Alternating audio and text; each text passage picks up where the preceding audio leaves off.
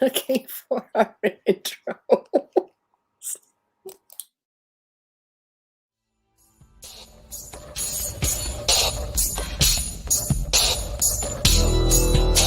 Welcome to the Outer Realm with Michelle Desrochers and Amelia Pisano.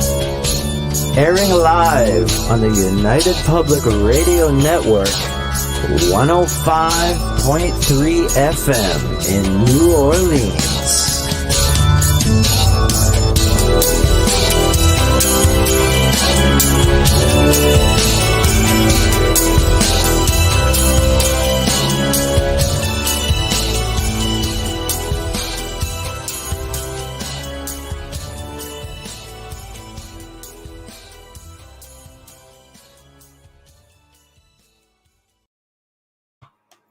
Good evening, everyone. Welcome to the Thursday night segment of The Outer Realm. We're broadcasting live here in the United Public Radio Network, UFO Paranormal Radio Network, and 105.3 FM from beautiful New Orleans.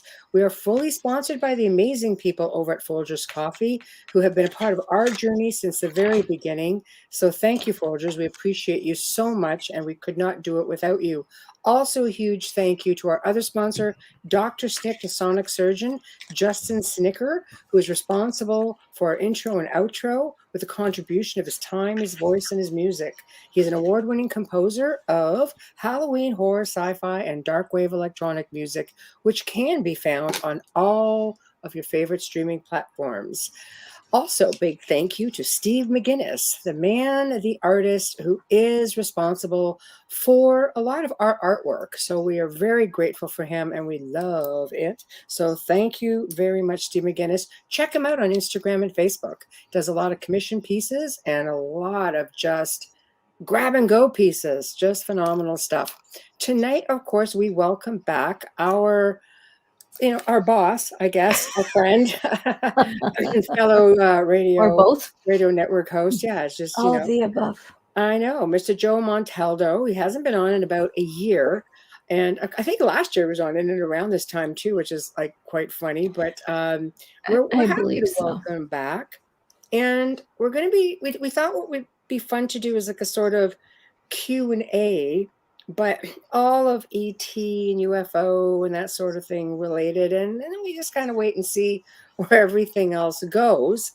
But hopefully, I mean, he's not here yet. So hopefully he'll be coming on soon. Been one of those days. Me hunting for the intro was just part of one of those days. That's the easy part. And Michelle's sick. I am. You were on mic the whole time you were hacking. I know. I'm just going to have a little bit of a throat lozenge right now. So I'm just like stuck on that for a while. So hi, Dolly. Hacking. Hi, Kira. Hi, Zach. Hi, Jamie. Oh, my poor Michelle. I know I'm dying. Do you want some chicken soup? Okay. Just filter that. Drop it off. I know. Oh, my God. Oh, my gosh. It's been unbelievable. Yeah. Unbelievable. But anyway, we were just talking about how today was like kind of like a day from hell. Dolly, was there any solar flares going on today? You keep that's a good question because Michelle had technical issues. I had issues on the phone with 3 different companies.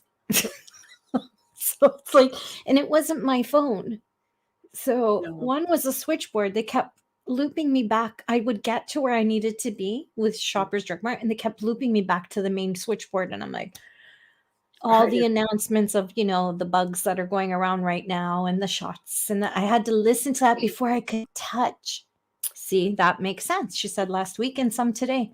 That makes total sense because it was the afternoon from hell for me today. Started yesterday for me and full on today with technical issues. And I'm just about, I got so close. I'm just like, hi, Tamara. Maybe you're closer to the flares than I am. I didn't experience anything till today, but it's just unbelievable. Unbelievable. I sent a package, as you know, to Hamilton White in the UK, and their customs in England has been holding his package since November 8th. There's chocolate in it. It's like, really? Maybe they discovered the chocolate. So I messaged him. I said, I had to open an investigation. I was online with them for almost an hour. I'm like, I had to open an investigation and I couldn't get anywhere with the stupid chat assistant and then had to go through the line and then back to the chat assistant. And he said, they pick and choose what they hold and it could take weeks. I said, well, funny thing is the investigation is open until February 10th. Like, what? That's great. Yeah, chocolate. A friend of my daughter's is a chocolatier and she makes everything by hand. So she has a little shop here and I picked out some really, really good yummies for him to send over because how can you have to find exquisite chocolate when you're sending it to the UK because remember they have Cadbury. They have exquisite chocolate. They do. do. Bit of a side note, Joe's running 20 minutes late.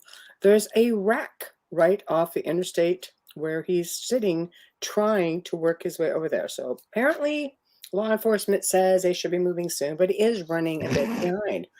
So I say, this day's not over. Just let the party begin. I know, right? Let's just go. Wow. Okay, do you have any ranting aside from the day? Do you have any ranting, with like paranormal stuff? And I'll start. Only Please because do. of the type of day that I had. Where the network is doing this new thing where we are looking to bring on different radio shows. We are expanding, and we're going to be expanding a little bit into a whole daytime lineup, but that's starting in January, technically, unless somebody's really enthusiastic and wants to start right away. And I've already got a couple of amazing people lined up for the daytime. But we've moved some things around because we have some shows that are gone, and we are now restructuring. Some of your favorite shows out there are going to get moved a little bit. And so we've got some spots open. So Amelia recommends somebody like really amazing. I'm like, perfect. No, thank you. I hope it works out. He was under the impression we were doing it together. I go, no, this one's all yours. Because we do a similar thing. And a lot of you know who he is. So let's cross our fingers that it works out for both ways. Well, I don't know because he hasn't received any emails due to technical difficulties or something. Yeah. But anyway, so just something to keep in mind for people who are out there, and we obviously need to know, what your following is like, what your shows are like, and if you have YouTube, if you're well received. Anybody who doesn't really have an established podcast already, at that point, we may have to start you off in something not prime time, like more along daytime, let you build up a good rapport. And yes, Tamara, he would be really awesome. Dave would be great. He's going to come on and be a guest in the show, I think in January. So you never know. He may obviously work out really well, and maybe for the daytime stuff, because it's going to be just for different types of topics and things of that nature. It's not all going to be UFOs and and paranormal, and even though we welcome it because this network just thrives on that sort of thing. But anyway, guest of honor has made it.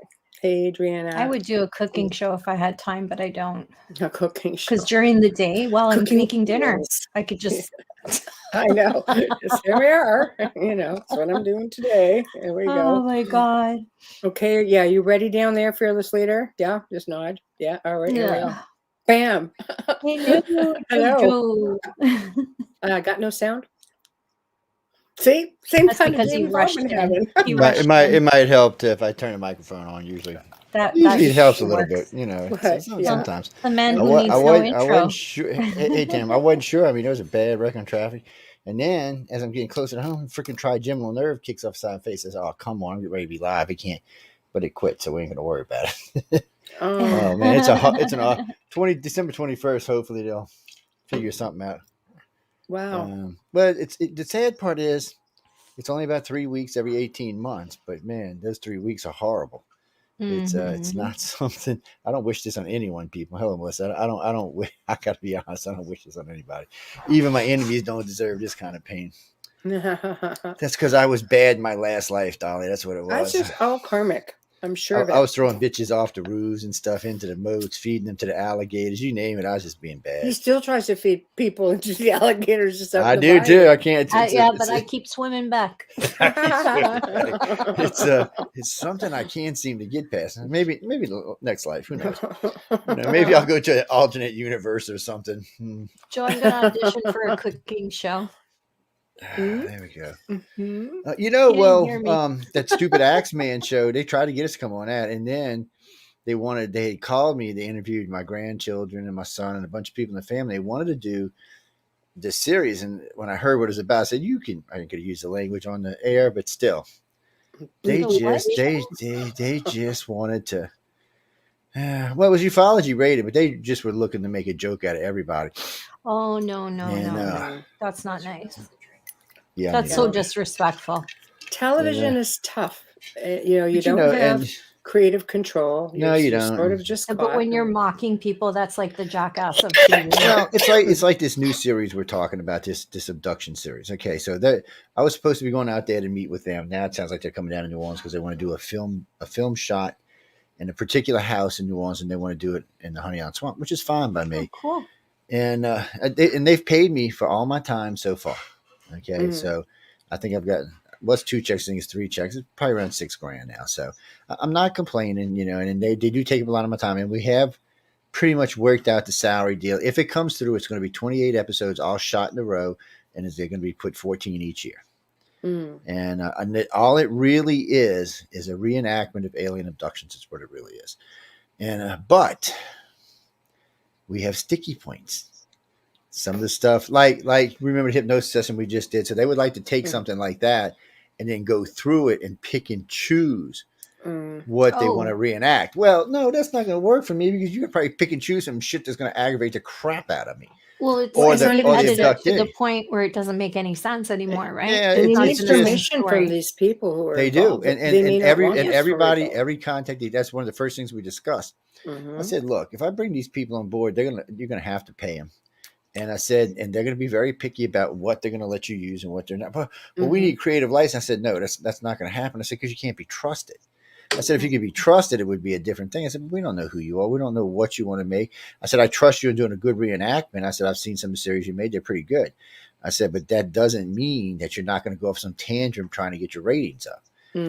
Or get more subscribers, because that's what they're after. It's not about ratings with Netflix and Hulu and all them. It's about how many clicks they get. Of course.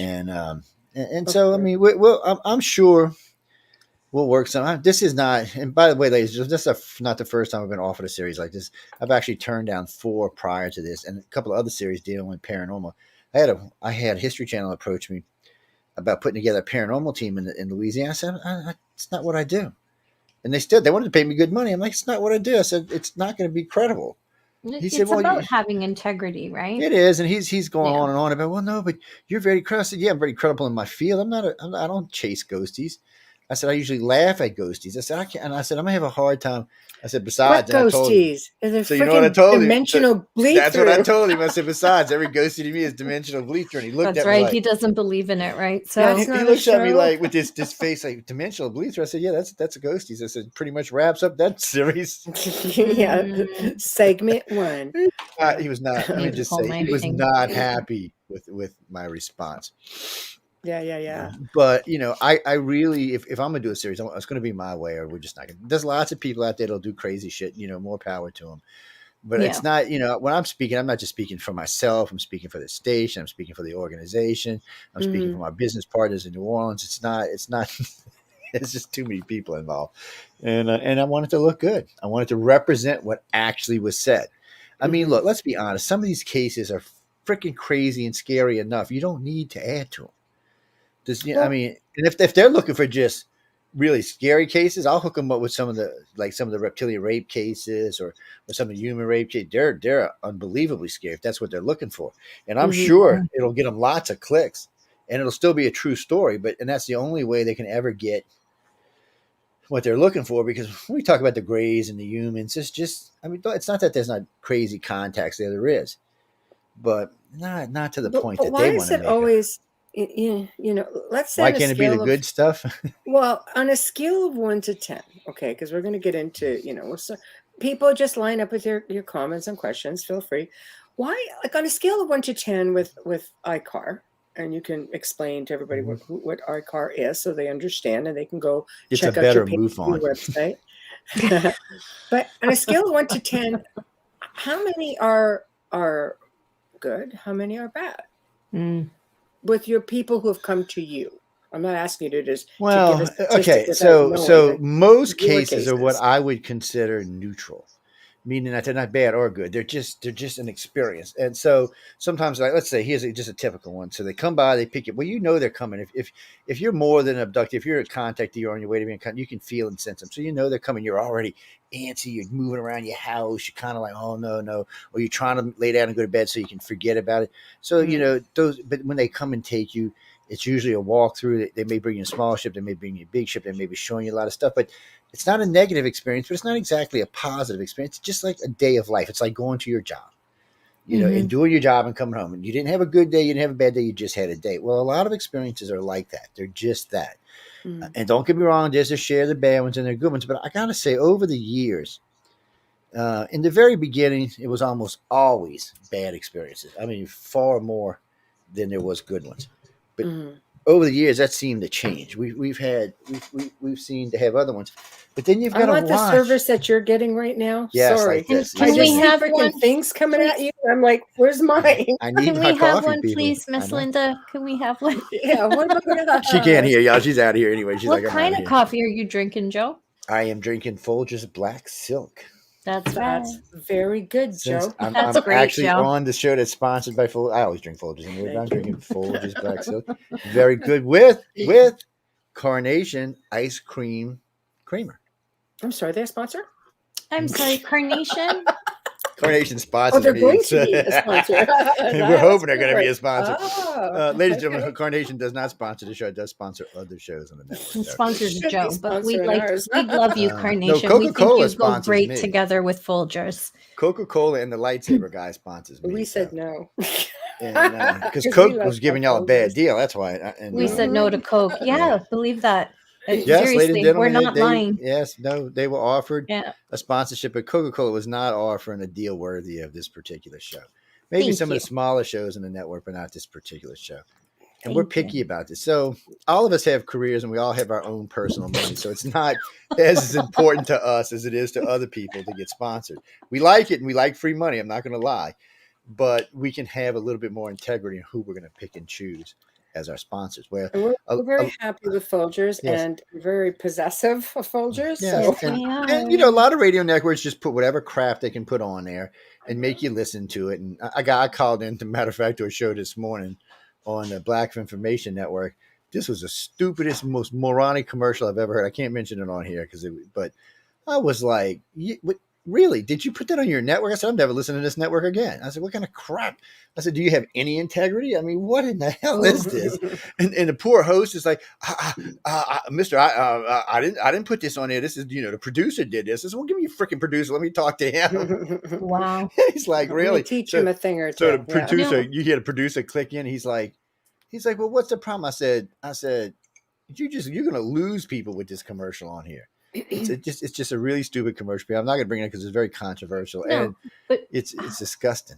How many hosts do you know who buy mugs? By the way, you are the only host in this network that gets Folgers. They don't sponsor anybody else but y'all. Thank you. And we also have our guests do commercials.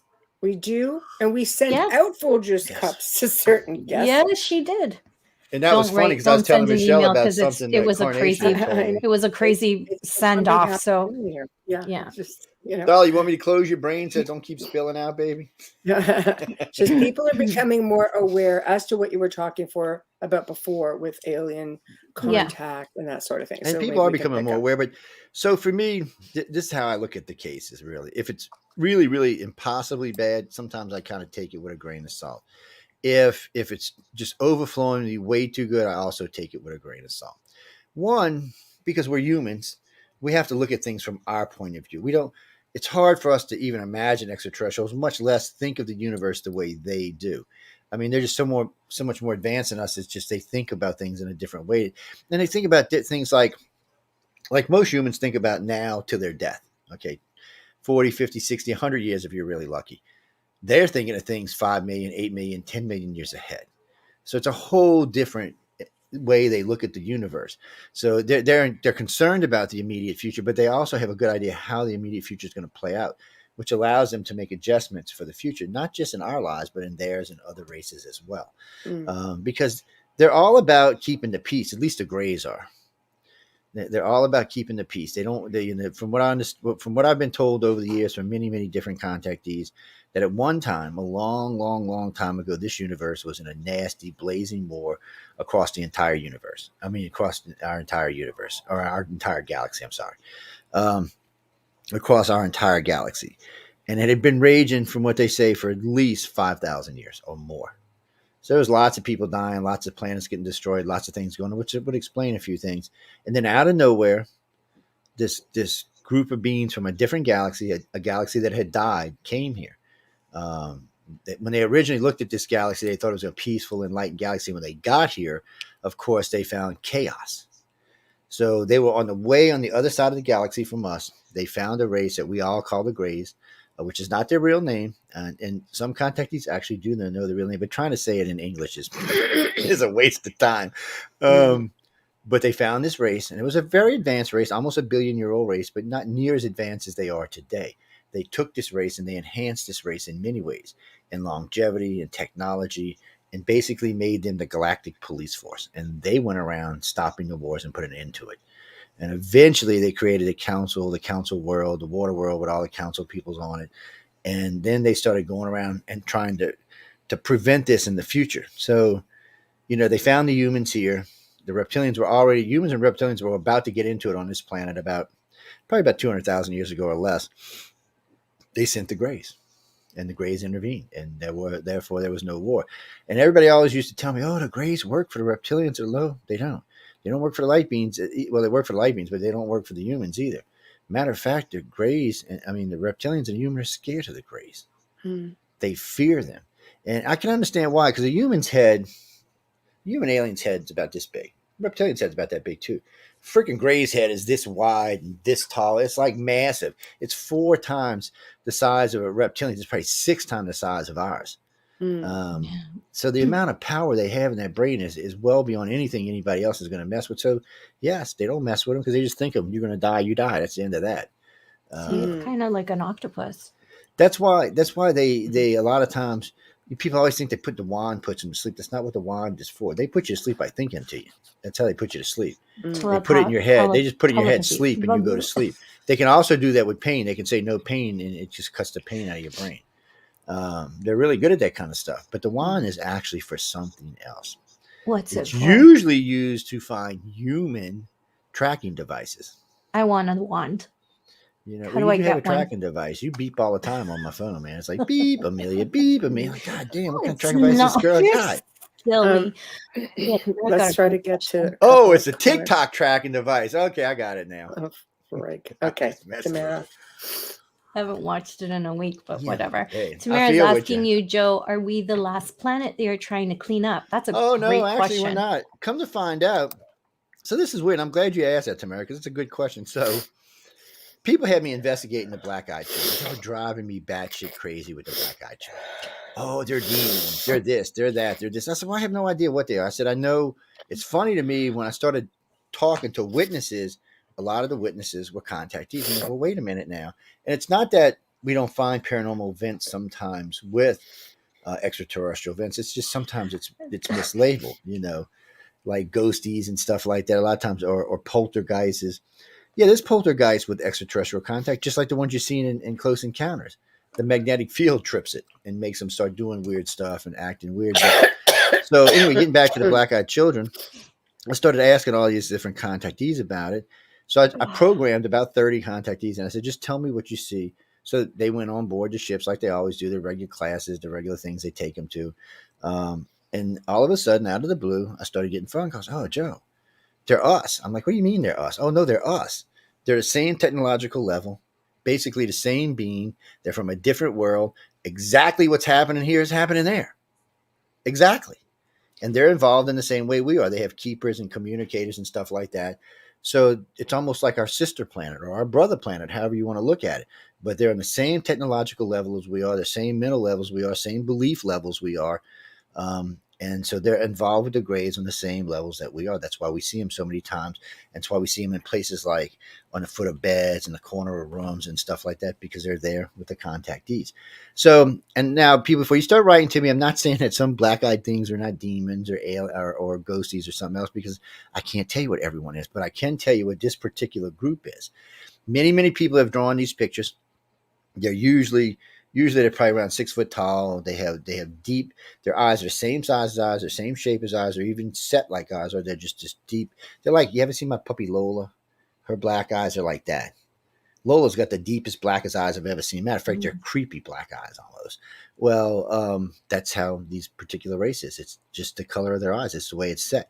There is no white in their eye.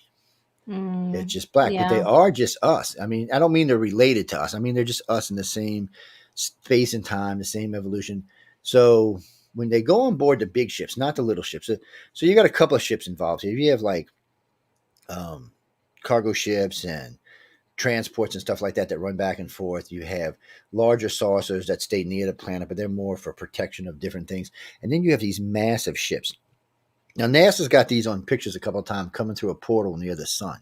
First, they tried to say it was a flare. Okay, it was a flare. So they showed one in this weird black dot. And then 2 days later, there was two. Then 3 days later, there was three. And 4 days later, there was four. Really? This thing is flaring out in 4 different ways? Well, the camera's not designed to even do that. Even broke, the camera wouldn't make these 4 square boxes. They look like board cubes is what they look like. So that was interesting. So one of our probes, I forgot which one it was, going past Jupiter, got a picture of another one out by Jupiter, but it wasn't square, it was round, but it was huge, probably the size of our moon or bigger. So it always cracks me up when I listen to these like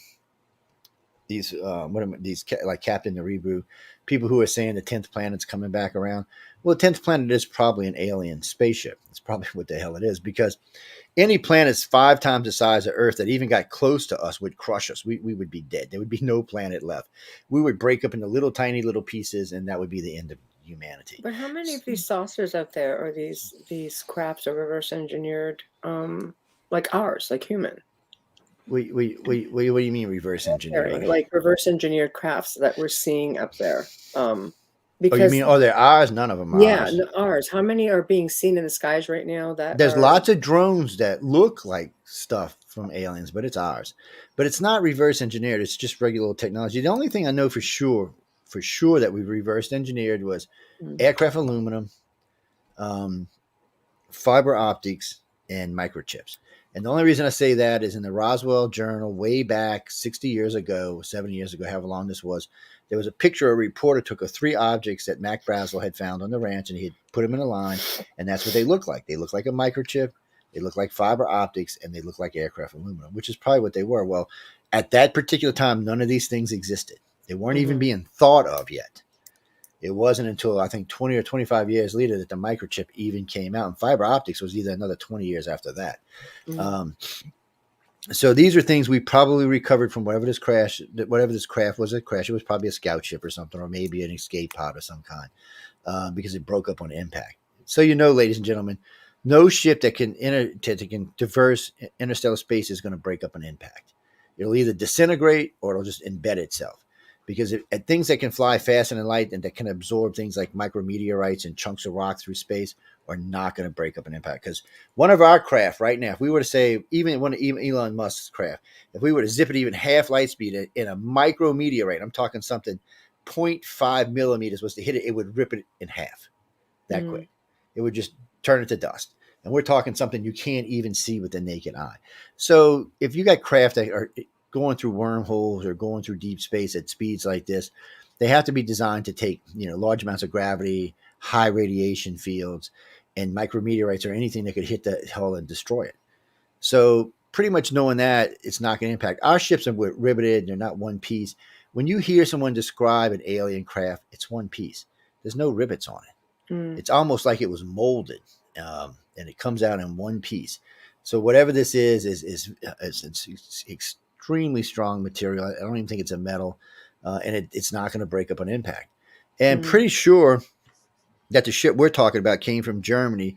I believe the Chancellor of Germany in 1909 or 1908 recovered this craft. We don't know how he got his hands on it, but we do know from 1913 to 1916 the Germans, and this is World War I, were building flying saucers. Now, I mean, this is Germany in World War I. I mean, we hadn't even started rocketry yet. And these guys are over here, everything they designed from weird looking tanks to weird looking planes were built like saucers. So he probably recovered this craft. Hitler probably got his hands on it in the research in World War II. It would explain why they were 30 years ahead of the United States in everything. If it wouldn't have been for the fact that the U.S. could just mass produce, we'd have lost this war. If Hitler would have had time enough to finish his jets and his nukes, we'd have lost this war. We'd all be speaking German today.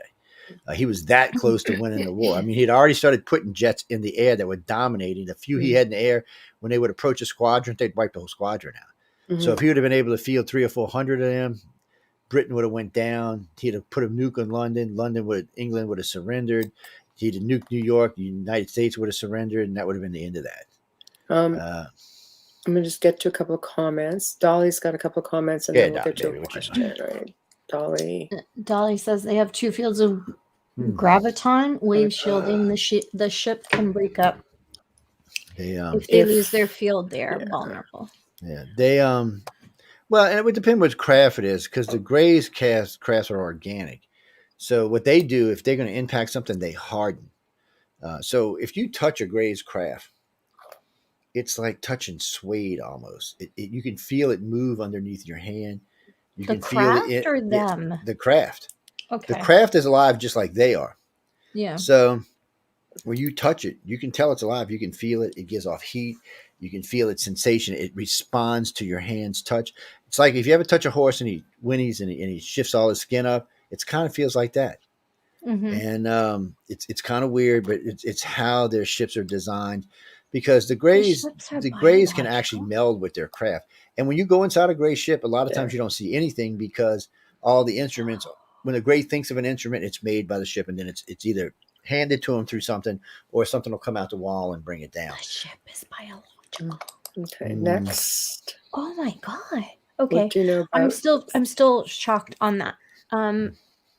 Tamara asks, where does the Black Knight satellite come from, and what race owns it, and what does it do? So 3 questions. If it's what we think it is, it's a race that's not near as advanced as the reptilians, humans, or Grays. It was somebody came here and looked at this planet and parked it there to watch our evolution, more than likely, because it hasn't interfered that we know of. It can't be moved. I know a couple of generals in the service, and just recently I was talking to one of the guys with Space Command, and he was talking about it with me. He goes, "You've heard of it?" But I said, "I've pretty well researched into it." I said, I've talked to a couple of astronauts, I've talked to a couple of colonels and stuff. I said, no one can figure out where it came from. So what bothers them is it in a way, it looks like our technology today, or it's not even our technology today, but our technology we put on television today. Our sci-fi, but humans are using sci-fi. It's like that. So a lot of these scientists think it's ours from the future, and we parked it there to monitor how things are going. But the aliens don't agree with that. For some reason, the Grays haven't removed it, but they don't agree with it. They don't think it's ours. They think it's somebody else's. So, and there's a lot of different aspects on who it could be, why they parked it there. What's it doing? And from the way it sits in its orbit and where it's sitting, it really has been there for a long, long time, because now it has debris fields around it. So we know it's been there for probably more than 10,000 years, give or take a day or two. But everyone argues about who it could be coming from. The Grays just don't seem to even want to talk about it. They just kind of ignore it. And it's like, well, if they show up, we will question them. It's like, okay, we will question them. Yes, Kira, I'm okay every now and then. But you know why they think it's ours, right? Because she's sick. Yeah. It has I wouldn't call them rivets, but it's got buttons on it. It's not like the Grays, reptilians, or humans craft where they're molded and made out of a single piece. This looks like something that was put together. Something it's way more advanced than we have, but still along a similar technology that we have. Dolly should be auditioning for a show. I know. We'll bring her on for a Q&A as well. Put her on, my I know. God. Yeah, But watching our there's solar system it's and not our the only stars. thing we found just recently. We found some other things, and no one can explain the Pravda map. The Pravda map is a significant map because it's 120 million years old. It's an aerial resource map for humans to find their resources. Now, as far as I know, before 1794, nothing was flying in the skies. Nothing. And other than some birds and some meteors, there was nothing flying in the sky. That's when the aerial balloon was invented. I think it was 1794, 1784. It was Well, invented. That was the first time man ever flew. Well, technically, it's the first time. man, yeah. I mean, you and I have done shows on the Gray Zone that show Yes, but ancient artwork going back to, and I mean, and petroglyphs and stuff that goes way so back. that's why I tell people when you get into ufology, you should always start in the past because there's so many interesting things 500 years, 1,000 years, 3,000 years, 5,000 years, 7,000 years in the past. There's so many interesting things that you have to question because there were no type of technologies existed then that would put something flying in the skies. That's But right. yet there's things flying in the skies. We've got, I can't remember exactly when it was. I want to say it was like 1550 or 1580. So there's some artwork from London. 3 different artists did this, and there was journals listed in the journal. So what happened was they were outside sitting in London doing their thing, having a cup of coffee, having a brew, whatever. And these orbs started floating through the city. They were from like this size all the way up to the size of cars, just floating along through the city. And I was wondering, I remember one of the movies, The Day the Earth Stood Still. They had these little bubbles that would float around and snatch somebody and take them off, and for the to bring them back later on. And it was just weird. So the mayor actually saw it and he made comments about it. He talked to the newspaper about it. It was in the newspaper. This was well documented, and there were hundreds of these things floating around. And they even said it appeared to be intelligent because it would respond when you talk to it by changing lights or creating weird noises, and it would move out of the way of stuff. That shows intelligence.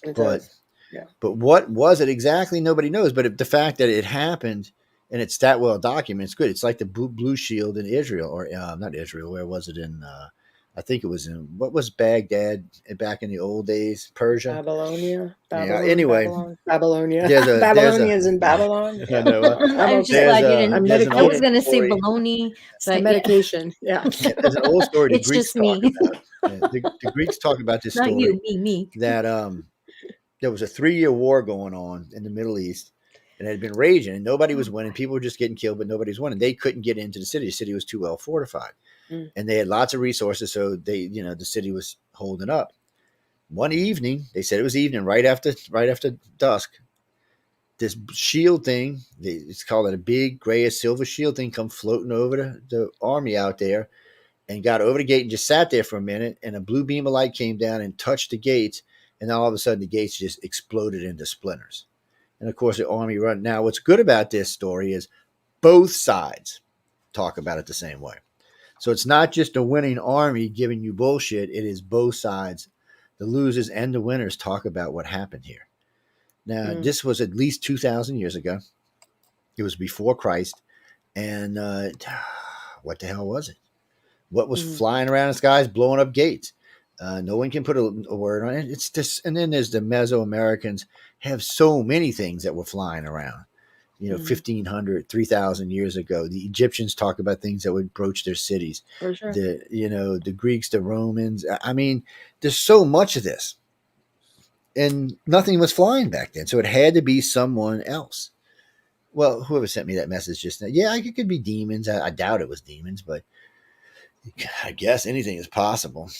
This all sounds like alien stuff. And please don't write to me, people, and tell me that aliens are the devil, because that's not true. The devil is too busy to fake like he's an alien. In old days, the devil didn't have nothing to do. And today, when there's 8 billion people on the planet, he is like got a waiting line to get into hell. Yeah, so I think he's the busiest one out of That's what I'm saying. So he's not worried about getting any human to commit. He's already got plenty of you bastards coming in. So I would say it is not alien. I mean, not demon. Oh, people get so mad at me when I say that too. They're like, I can't believe you said that. There's a good comment right here for you. Okay. Thank you. Dolly says an ET can psychically remote their consciousness into the device to check you and anything on this planet or any world they want. Yes, that's not scary at all. Well, no, they can. The grays and the light beams can actually physically break a piece of their self off and put it into something else. They can put it in hardware, software, or humans, or any alien for that matter. The reason it all started because the light beams can't really come to Earth because their energy is just non-conducive for humans. And not what I mean is people, the light beams are on our side. They want to see us go, but to us, they're a god. I mean, they can create and destroy planets with thought. They can build and design the universe by thought. They can travel through space and time by thought. They don't need physical instrumentation of any kind. And if they wanted to wipe us out, they could do it by thought. So are you saying they don't visit? They don't, not in the way that people think. So people always say, "Oh, the light beam was standing in front of me." If a light beam was standing in front of you, you would be melted. Okay, I just want to be honest with you.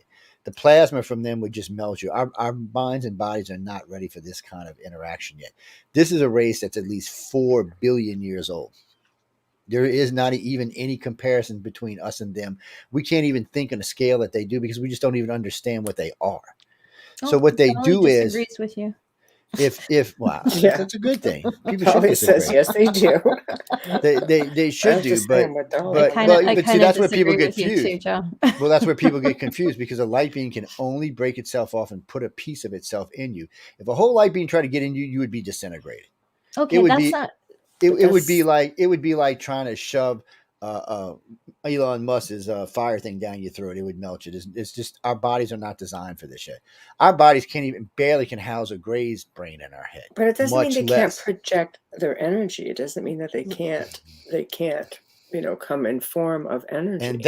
And they are non-conducive to our atmosphere. That's They what I was can gonna say. actually ignite Earth's atmosphere. Their plasma level is at such a heat that if they actually entered our atmosphere, it would ignite our atmosphere. That's how hot they are compared to us. They came from a galaxy far, far away from ours and far different than this one is. People always think, "Oh, they're from here." No, they're not from here. And the Greys will tell you they're not from here. And the Greys will even tell you in the beginning that even they couldn't be exposed to them in the beginning because it would kill them. According to the stories, they killed tens of thousands of them just trying to convert them into the race they are today. So it just depends, but and then there are versions of light beams, but the guys who run the galaxy are energy. They're pure energy. They're not on a wavelength or a light length. They're energy, physical forms of energy. They're not a light. They're not made out of light. They're made out of plasma. Hold on, I'm just putting up. I just put up comments as we go, so you can just see them. She was Yeah, supposed to I'm watching. Gamma. Well, I'm reading the chat as we're going along too. We just like to put it up for everybody else too. What are you drinking, Joe? Yeah. I'm drinking a damn good black silk is what I'm drinking. Who makes that, Joe? That damn stuff is good, man. Make you like, look, see, I'm getting hairs growing out on my chest. And who makes that? Who does make this? I don't know. I remember. Oh, you know it. You better say it. I don't know who makes this coffee. Who makes this coffee? Y'all know it's Folgers because Folgers is the best coffee. Yeah, you know it, and you better say it. There we go. Space is a very dangerous place, dog. Ain't no doubt about that part. It's space is non-conducive to humans. We'll get there. I mean, we'll get there, and we'll develop as we go along. It's just we're babies. When you look at the universe is 14 billion years old. We're not even 2 million years old yet. We are a baby race. Do you think they have this curriculum in their mind of saying we're going to teach this much and then we're going to move them? It's not how it works. Because the council tells them what they can do and what they can't do. For the most part, there is a directive. They're not supposed to directly interfere with us. Okay, and who votes the council in? It's nothing like what we do.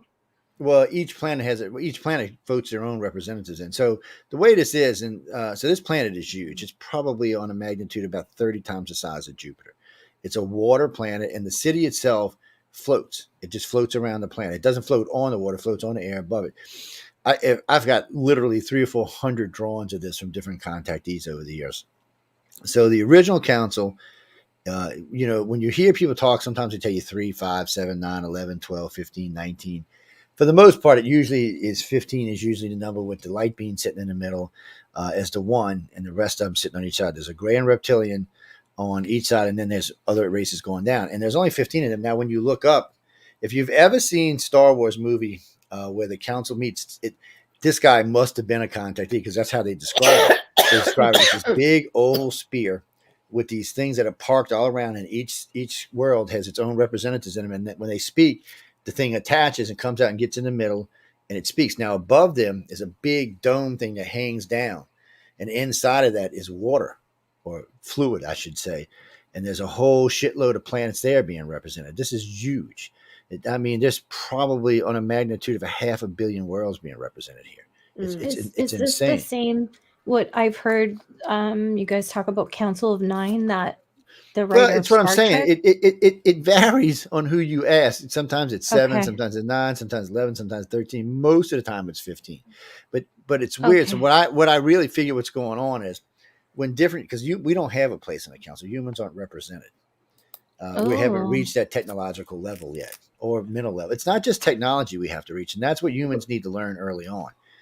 To become part of this group, we have to enlighten ourselves and our technology. So we have to become a spacefaring race, but we have to become a united world that's a spacefaring race that's actually trying to save our world and not destroy it, or not destroy anybody else's worlds.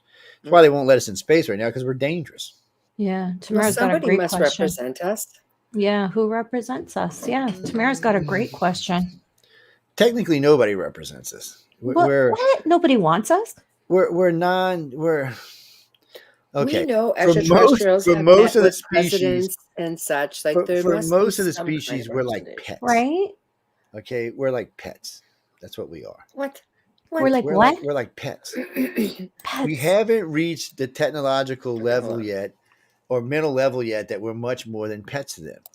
It's hard. Like the human aliens, when they're talking to a human, they're looking for humans with intelligence levels way over 150, 160, 180, 200, because there's concepts. If we're going to be part of this, we have to understand.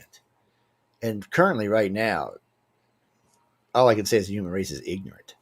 Look, we got Putin over there trying to start World War III. We got Xi It's Jinping getting with worse. today, Taiwan. Violent.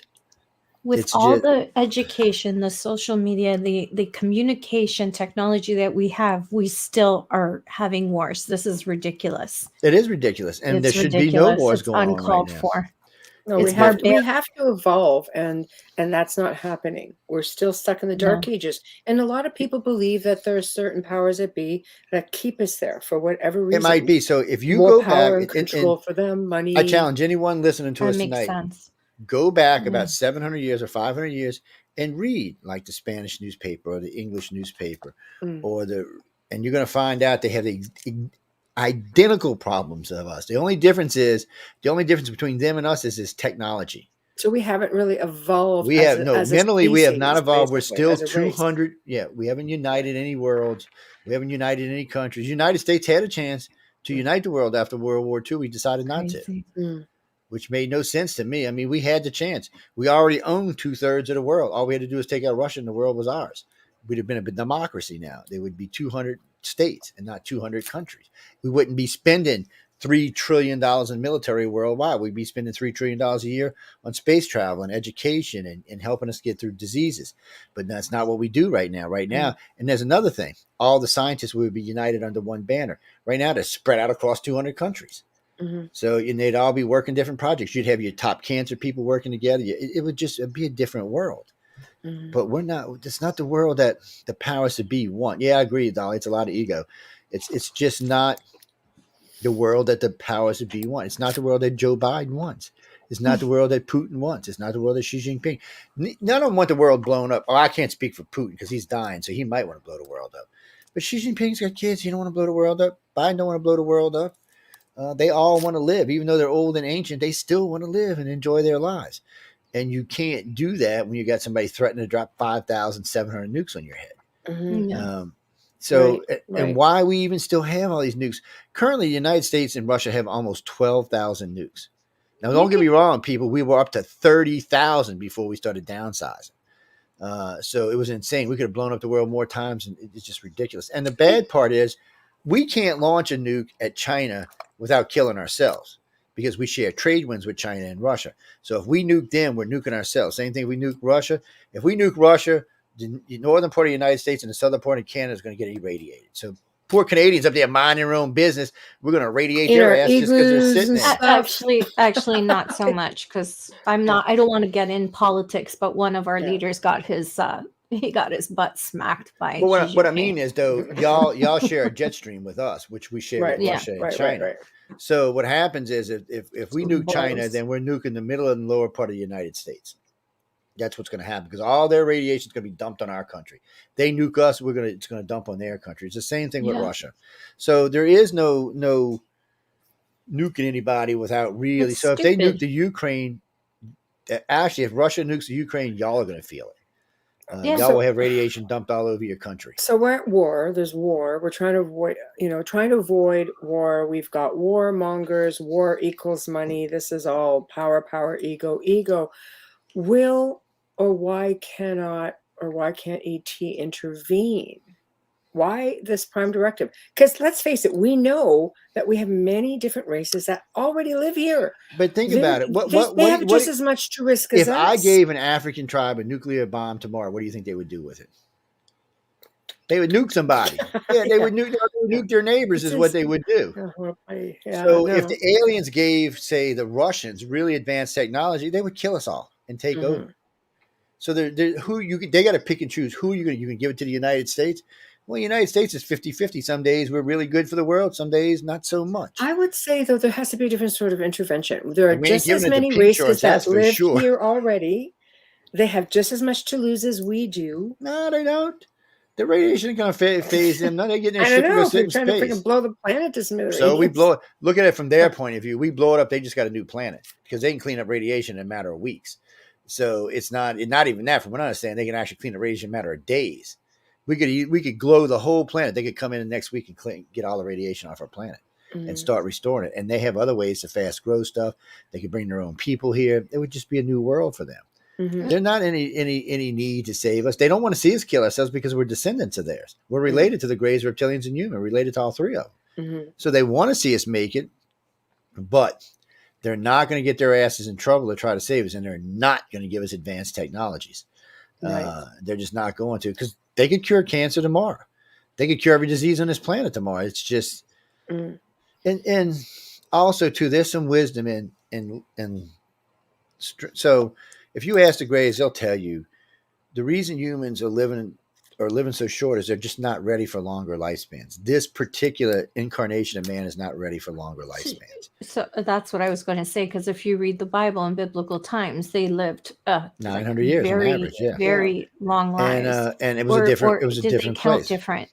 Well, it depends what you want to believe. Some people say because the wife was the one who carried the name over, then each one that got it just carried that same name, and that's why it went so long. But I don't know. That's 50-50 at best.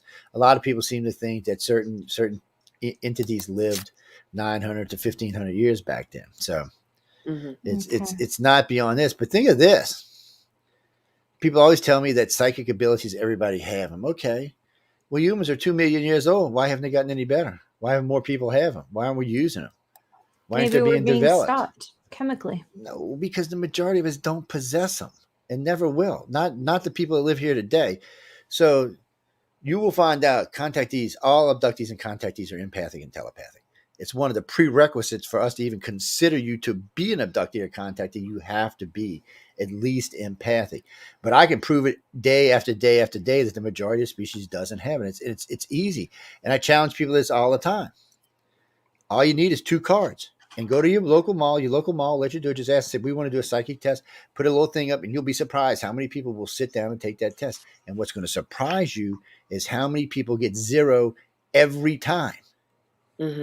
So like when you flip a coin, you should get it 50-50. Okay.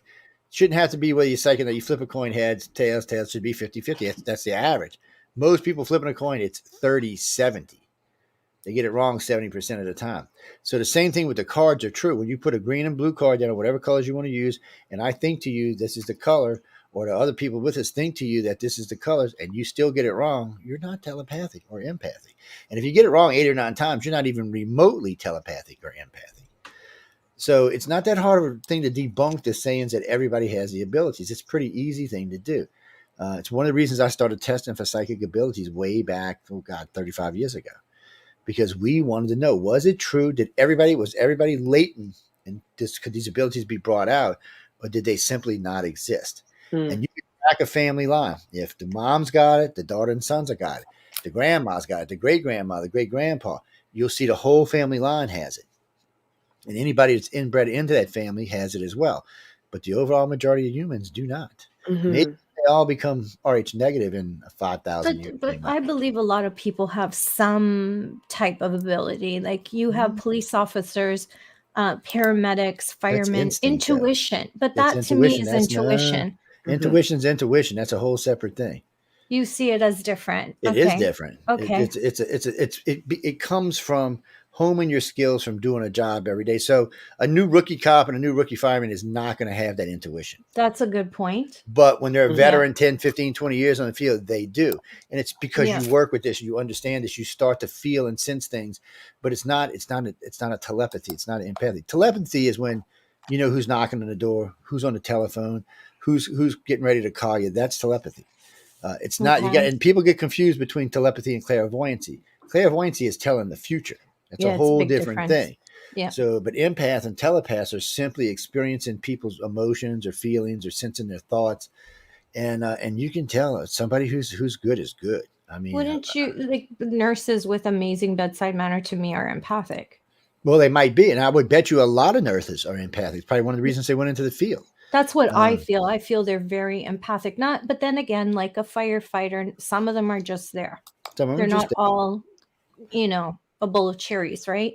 Like we hear about stuff like some that. Some cops are just nasty, bad. But most of them, I would say, are highly empathic. They're incredible. I think they do an incredible job with their skill and a lot of them do, but you know that detectives and all aren't really have telepathy or really empathy, because when they're interrogating someone, they can't get the answer. Well, they're scientific, though. Detectives are scientific. You have to make a balance with that. But if profilers are gifted. And this is another one for y'all. Here's a more interesting one for y'all. Did you know the majority of district attorneys get it wrong more than they get it right? Yes, I did know that. So, and currently, I can't speak for the rest of the world, but currently, right now in the United States, 1/3 of everybody in jail is innocent. But it's really sad. But it's here too. DAs have to prove that you have three things, right? Motive, intention, whatever, and ability, and no alibi. But it's sad because the court system has become become political in your country because you guys vote your people in. We don't. But how do ET ever look down and say we need to step in with our legal system at all? Because we're letting our people suffer. No, people are in jail for years and years. I mean, the hurricane was a perfect example. They consider it lessons for humans to learn is what they consider it. It's nothing ridiculous. They can tell us. It's like your children. Some things with your children, you have to let them experience to learn. You can tell them all day long, and you can, Lord, this is what's going to happen if you do this, and they're still going to go do it. So, like, this is confusing to me because they're going to prison for lifetimes. Mm-hmm. Some people. How is it their lesson if they're innocent? Might not be their lesson. It might be the district attorney's So you're the lesson. Sacrifice for the lesson of the other person. That's a sacrifice. That's not a lesson. Well, it's a sacrifice for the individual. It's a lesson for the other individual. Yeah. It's but unfortunately that happens, and it happens a lot around the world. And it something happens everywhere. And Dolly, you could be right. Sometimes it could be karma. It's I believe I just told this to Nicole the other night. Path life's like a contracted choice. Like I'd like to have this suffering so that I can, I think that's a whole other subject. But like I told Nicole the other night, some of us are here to teach karma, not to experience karma. Yeah. So that's different. And just because somebody did something horrible to you doesn't necessarily mean they're a horrible person. You might have been a horrible person in your last life and you had it coming. So people have to remember that, sometimes it's just simply about you were an asshole in your last life. And you got it coming. That's why I'm not going to be rich in this one, because last life I was bad. Linda was the bad one. I was just along for the ride. Linda was the good one. So I heard it when she went by, right? Do you believe that? Oh, now I lost track of oh my God, it's just following my entire freaking day. It really is. It really is. It's just my whole day. I don't even remember what I was going to say. Okay, we'll just go into Oh. comments then. Yeah, I'll read her comment, and then I remembered because I saw her comment. Tamara says, being psychic has been discouraged in society until recent years. Until recent years, I agree. Now, so That's the a bit U.S. evolving, Navy, right? yes, the U.S. Navy and the U.S. Air Force have been recruiting psychics since 2000. Officially recruiting psychics since 2000. Officially. Because they've been recruiting a lot longer than Well, that. no. Because before that, they did remote viewing, but they found out remote viewing was garbage and it didn't work. Well, okay, let me rephrase it. It works to an extent. So, yeah, Which well, no, type because of I got remote friends that are viewing? remote viewers, so I don't want to get them all mad at me. So, No, so like this is you're what a remote referring viewer. to. Sorry, go let's ahead. say they're remote viewing Bob. Okay, so they're going to see Bob. This is Bob. They're going to see Bob, but that's all they're going to see. But a psychic is going to tell me how many teeth he's got, where he's sitting in the office, what the inside of his eyes look like, his nose cavity. That's the difference. So if a remote viewer sees a nuclear weapon like a launcher, okay, he can see the launcher. He can even tell you what a launcher is. But the psychic can tell you the same thing and the code to shut it down. That's the difference. That's why they want to use psychics instead of remote viewers. Remote viewers are just limited. Yeah, because there's psychic remote viewers, and then there's remote viewers who do it with. There's a program that they're taught, right? Yeah, That's one that they Ed were Dames using is the originally. most famous remote viewer ever. He was the one that worked for he was a colonel in the Air Force. He was the one that started. Unfortunately for him, though, they decided to go with full blown telepaths. Is what they did. And I know about 7 people in the program. They're all contactees. Matter of fact, everyone in both groups are contactees. I think they didn't give me the telepath gift because they know that I'd have no friends. Well, you're empathic. You are a contactee. You're just in denial. So we're going to leave that alone because you're in denial. No friends, no family. After I seen Mr. Sparky on your television, I knew you were being taken. Pardon? We're moving on now. Yeah, but you're very empathic. And if you are empathic, you are an abductee. You're not a contactee because you're in just denial. one of the things. She's just in denial. No, that's just There's no some of the talking things. to her. No. If you're empathic or telepathic, you're a contactee, or I should say an abductee. I wish I was telepathic. Mm-hmm. It's I'd be a total lone wolf. I've noticed with you have a tendency to block it off. Because I've noticed when you and I talk sometimes you'll use it because I can feel you touching. And then sometimes you'll just block it off because it's touching. Oh, yes, you are, you dirty girl. I am not touching you. She's a dirty girl, people. No. I can tell you. Never. You're a married She's a dirty girl. I didn't mean touching like that now. It's like we're friends levels. Yes, we are, Tamara. This is a family show. Yeah. Yes, that's right. This is our family show, people. With a family sponsor. PG-17, people. PG-17.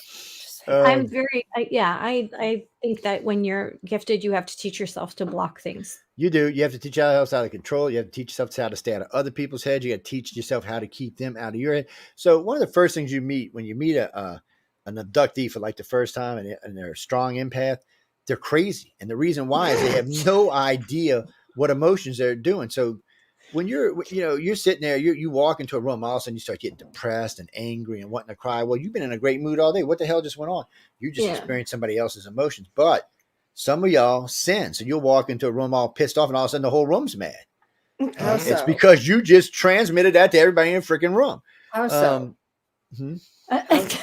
It works. And it works. I've seen it. Never done we've that. actually we've actually tested it. I've been told that my friends have told me that they feel really good after they've let me, which is what I want them to feel. So that's what you're pushing out. Yeah. Well, I'm always laughing. There's a reason why Michelle calls me Bubbles. There's a few hundred reasons, but that's one of them. But you like to float around the room, but we'll leave that for another day. Squirrel. Squirrel. See, Jill, you've never driven up my driveway. When Michelle has picked me up, I've danced for her while she's pulling in. I don't need to hear about these lesbian tendencies now. Not that. Oh my God. I couldn't resist. Sorry, I didn't mean to offend any lesbians if y'all listening. That's not what that was meant for. Dolly says you just proved we are all psychic. No, some of us are psycho. You need to add a different letter in there. Oh my God. Some people are just psycho, not psychic. You know, I've met a lot of good psychics over the year. I've met a lot of people who have a hard time trying to control it, but I've met some really good ones. I mean, psychics to the point where you'll be reading something like a page, and while you're reading it down, they're reading it aloud. So the page is where everybody in the room can see it, but the person who's being tested is reading the page that I'm reading just as fast as I'm reading it. Yeah. So they're and it's word for word. They'll even tell you what the exclamation marks are, the periods, the question marks. That's a different type of gift because That's it's a almost like they're serious stuffing psychic. into you. That's a That's different serious. gift. Yeah, that's a serious. It's a very serious, very gifted psychic. That's the Yeah. kind the military's looking for. No. The most psychics are like they'll be sitting here and the doorbell ring. Oh, that's John again, that dumbass. Or the phones ring. Oh, that's such and such or such and such. And they know things like that, but they miss a lot of stuff because one, they block a lot because it scares them. Some people don't want to have the gift because it is scary. I mean, you start picking up other people's brain thoughts or things, and if you don't know what it is, you think it's you thinking these thoughts. You might be sitting next to a pedophile going, "Wow, when did I become a pedophile?" You have to learn how to close that off because it can be very hurtful. And sometimes, you get flashes of things. So you just have to be really careful. That took years of practice for me. It takes I takes a don't lot. want to know what you're thinking. I don't No. want to know anything. I just want to live in the moment. And a lot of people don't get that. So that's one of the things when we teach these dream weaving courses on we try to help people learn how to block things, how to keep people out of your head, because there's a lot of psychic attacks go on with asshole people who know they have good psychic abilities and Yeah, they it's just want to intrusive. scare people, and they just want to get in your head and mess around. And so I've shown people over the years how to deal. As a matter of fact, Jason and Heather came to me one night about a particular case, and this guy was just had them in tears, man. They just couldn't stop him. And I'm like, well, give him my phone. I said, you know what? Give him my email and tell him I want to talk to him. And I felt him immediately when he read my email. I felt him immediately touched. I said, you want to play dirty? So when we went to bed that night, I said, well, I'll just let him in my head. Man, he opened the door. It'd be a dragon eat him whole, be a lion eat him whole. This guy must have got eaten 9 times in like 10 minutes. And I still remember. And when I got him out of my head, I just went in his and just locked him down. So the next day, and I told him in his brain, I said, you're gonna get up this morning and you're gonna apologize to both of these people, or I'm gonna give you nightmares for the rest of your life. Sure enough, 10 o'clock that morning, he called Jason and he called Heather and he apologized. And he never bothered him again. Jason's like, what the hell did you do him? I said, I taught him why I teach dream weaving. Here's a question for you. When you're using your gifts and your abilities that could be a karma thing too, in a Pete. bad way, for bad instead of good, does ET ever interfere? No. The only time ET interferes is let's say that Michelle was a communicator for him or a keeper for him, and the government came and mill-labbed him and started doing certain things or asking certain questions. They will come take her from him. And there has been cases, especially with the Greys, where they killed the individuals that took her. They don't play around with you screwing around with their contactees. It's a big-time no-no for them. Anybody who's a regular contactee, if they ever get mill-labbed, if the wrong things are asked, or if they treat you the wrong way, they will come remove you from their presence. All 3 races will. Because there's only 3 races abducting, but all 3 races will remove you from the government. They will not play with the government even. And in some cases, they will, I hate to say it like this, but in some cases, the ET will turn you over to the government. Oh my God, I just want to go over and take care of Michelle. Seriously. I know. I feel so bad for you. I'm going to send her some good drugs. No, she needs chicken soup. Look, she's smiling. She needs chicken soup. I'm going to send her some of these red pills I got. She won't wake up for about 3 days, and then she'll feel better. She needs to sleep, believe me. She does. She needs sleep. Yeah. I'm okay. I'm just coughing up a lung or snorting out my sinuses. That's what happens when you have grandbabies, man. I work no matter what. I work. That's some grandbabies do that, man. You have to kiss them when they want to kiss you. You can't do anything about that. I'll be like, get back, you don't heathen hurt kid. them. I said, you get your flu shot, get back, you heathen kids. Stay the hell away. It doesn't matter. The flu shot takes 2 weeks to work. Yeah, that's why I send them. Don't let them visit till I get it. It's it's strange. Chris Phoenix, that is so cute. I caught this live stream twice. I'm lucky. We're lucky to have you. Thank you, Chris. Yes, we'll stop by anytime. They're here 8 to 10 every week. And tonight we're giving away Obi-Wan Kenobi's lightsaber, which is not this one. I think I spelt it wrong when I put it on. This is the one. This is the one I chase around my stepdaughter with and cut her into pieces all the time. Oh, and Lola loves this thing. Everybody's asking me, can I have it? Can I have it? Like Graziano Michelle, the one that. Well, the one we're giving away tonight is regular price is $8.99. I think right now it's on sale for $500. Wow. And, how are we giving that away?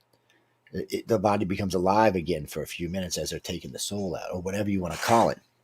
So the Greys have the ability, actually all three races have the ability to remove your consciousness even from a 3-day dead body and upload it to a disk or upload it to a computer or upload it to a new body, whatever they think they need to do at the time. Because if you're not ready for your new body, for wherever it's going, they might put you in what they call a husk body, which is a hologram body. Basically, you're basically living in a hologram, but you're alive.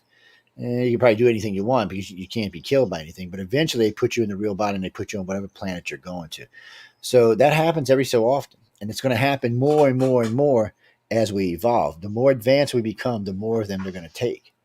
So there's the Okay. Holocaust dream, which we talk about a lot. So 1/3 of all contactees have the Holocaust dream. 1/3, it's a lot. Holocaust or apocalypse? Holocaust, apocalypse, whatever you call it, same thing. Oh, okay. Okay. So when you hear people describe this, we'll use the Texas one because a lot of people are familiar with Texas. So there's a group of 14 different contactees had the exact same dream. Now remember, right now we've had over 112,000 people write into the organization with their different experiences. And a lot of them, when they talk about the Holocaust dream, this is how they talk about it. So they're driving along, la, la, la, la, la. They pull into Houston. They notice that the street lights are working. There's cars parked on the side. There's lights flashing. Everything seems to be working. They get out the car. Three of the ladies told me when they got out the car, they walked up to this window, and this thing came down and started talking to them and started asking them, you want to buy this? We noticed you surf this product. So it's virtual is what it is now. In the United States, we banned that. So we know this has to be off in the distant future because we're not going to allow them to sell virtual advertisement. And the reason why is let's say that somebody was looking at porn and they pull up, that's the last thing your computer's seen. So when this thing looks at you, it's going to say, what about this site, or give you something along the lines of the last thing you looked at. Well, that could be quite embarrassing if you especially standing there with your spouse or something. So they kind of figured, and that and the fact that a lot of times they spam you with stuff that you've already bought. So it's not a technology that we're readily available to use, but it is one that's going to be used when this is going on. So that and they don't see any bodies anywhere. Cars are parked. Everything's nice and neat. Nothing's burning. Nothing's destroyed. So they go through the city to get out on the other side of Houston, and they see these military vehicles and they're digging mass graves. I mean, big bulldozer graves, and they're just pushing tons of bodies into these graves. So what happened is they're pretty sure it's some type of pandemic. Something is released on the planet, kills 2/3 of everyone on the planet in less than 7 days. So there isn't even a chance of getting a cure for this. It just kills them. But contactees are naturally immune to it. So they're not going to kill them. So the government figured this out somewhere along the line. They've actually built squadrons where they've taken blood from contactees to build up immunity inside these soldiers so that when the time comes, they will have people, through their family lines, they will have people ready to help them do whatever they're going to do. So they'll tell you that they're left behind. This group of contactees are being left behind to make sure the other contactees get to the different places where the ships are going to pick them up.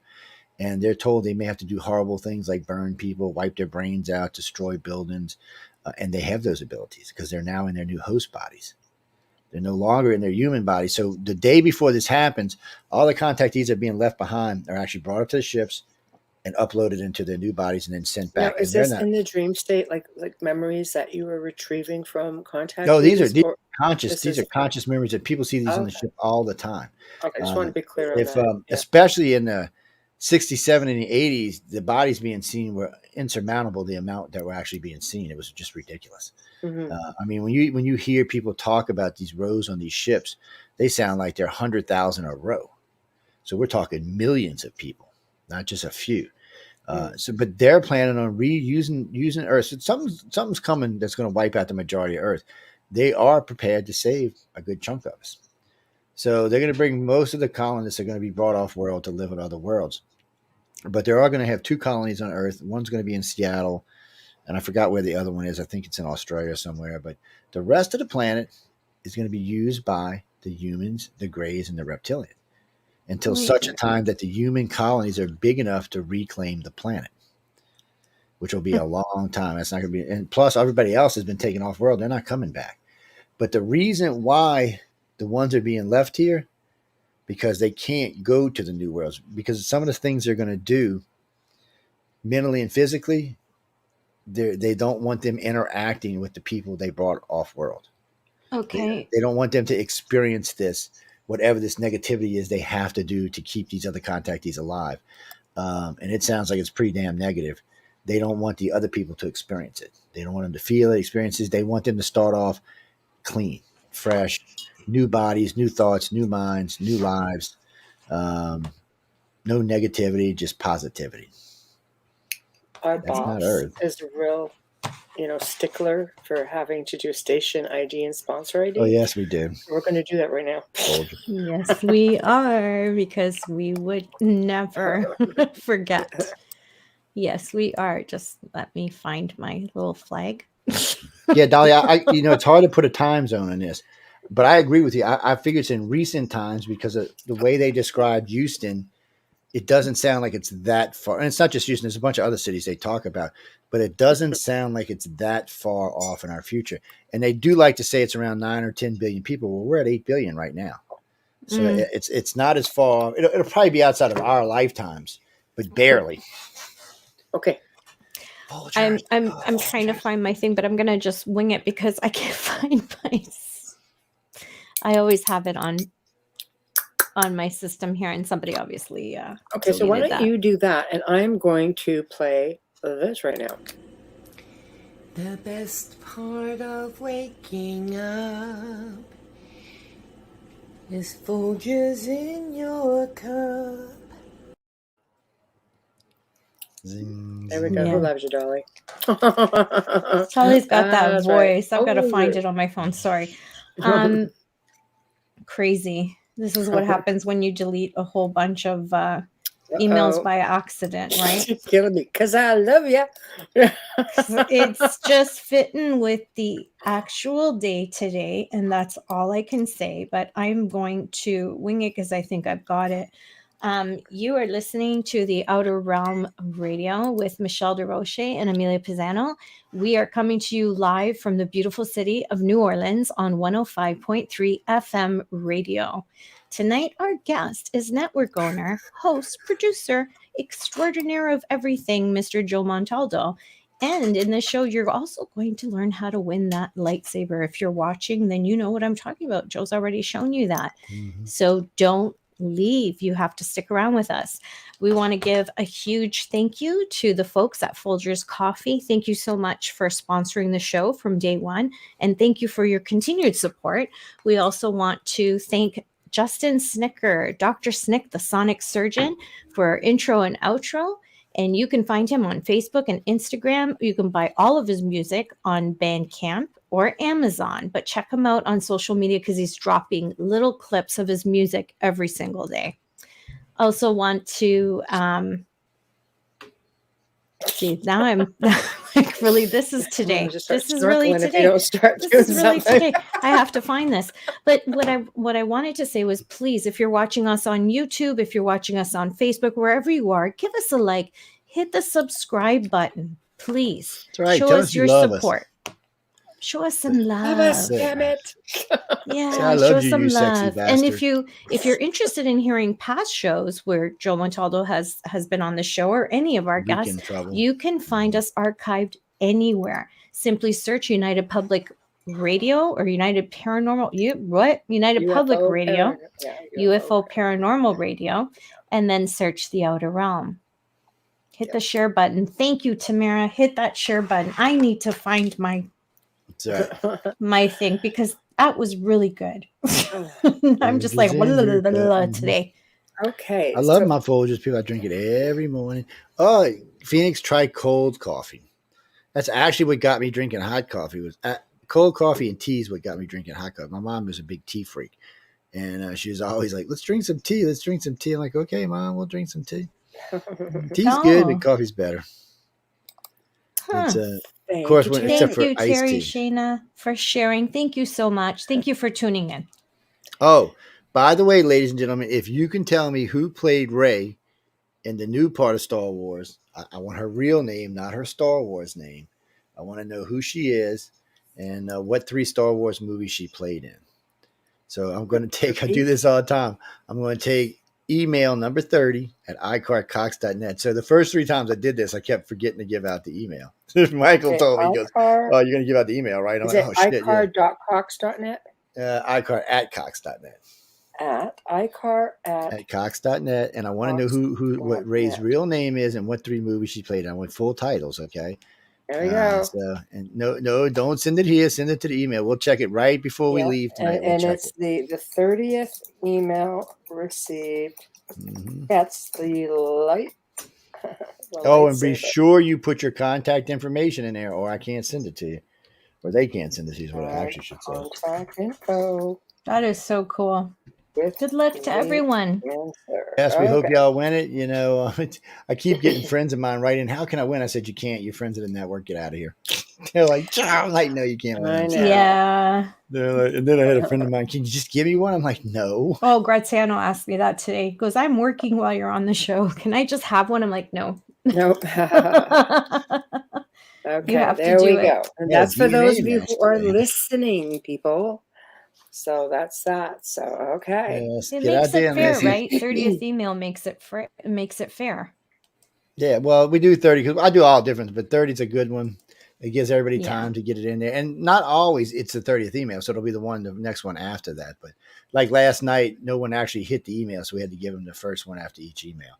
But you know, we gave away some last night, and we're going to give away Darth Maul's probably sometime in the middle of next week. Yes, Darth Maul. Yes. What do you mean? Thursday's Thanksgiving, people. The girls might be here. I'm going to be eating turkey. Oh, yeah. You have Thanksgiving. We'll be here because we've got good guests.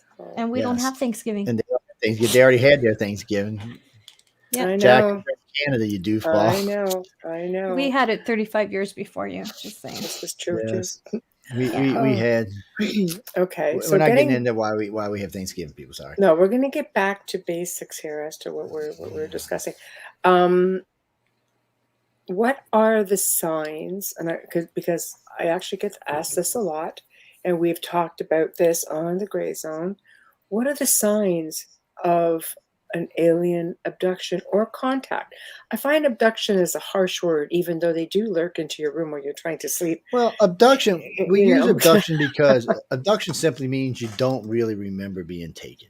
Yeah, that's what abductions really are. So abductions, in abductions, it usually manifests itself in your dreams first. Mm-hmm. Later on, you'll start seeing like physical marks on your body that you can't explain. Every now and then you'll see like a 3-finger grab right here, or some claw marks right here on one of your arms where something grabbed you and pulled you because you tried to pull away. Sometimes on the inside of women's legs, on their inner part of their thighs, you'll see finger marks there. Mm-hmm. And you generally, women, it's inside thighs. If somebody would have done that, they would remember it. So when they don't, you got to kind of question what was going on. Mm-hmm. And now remember, people, not everybody who thinks an abductee under hypnosis turns out to be that. Sometimes it's other stuff. And most of the time when that happens, you'll hear me refer them to one of the psychologists that we work with, because it has nothing to do with aliens. So there's no reason for us to be involved. If it's alien, we'll stay involved because we want to help people get through it and learn how to incorporate it into their lives. And because you can, I mean, especially knowing that you're an abductee or a contactee is a good thing, because you now understand that you have empathic or telepathic or both.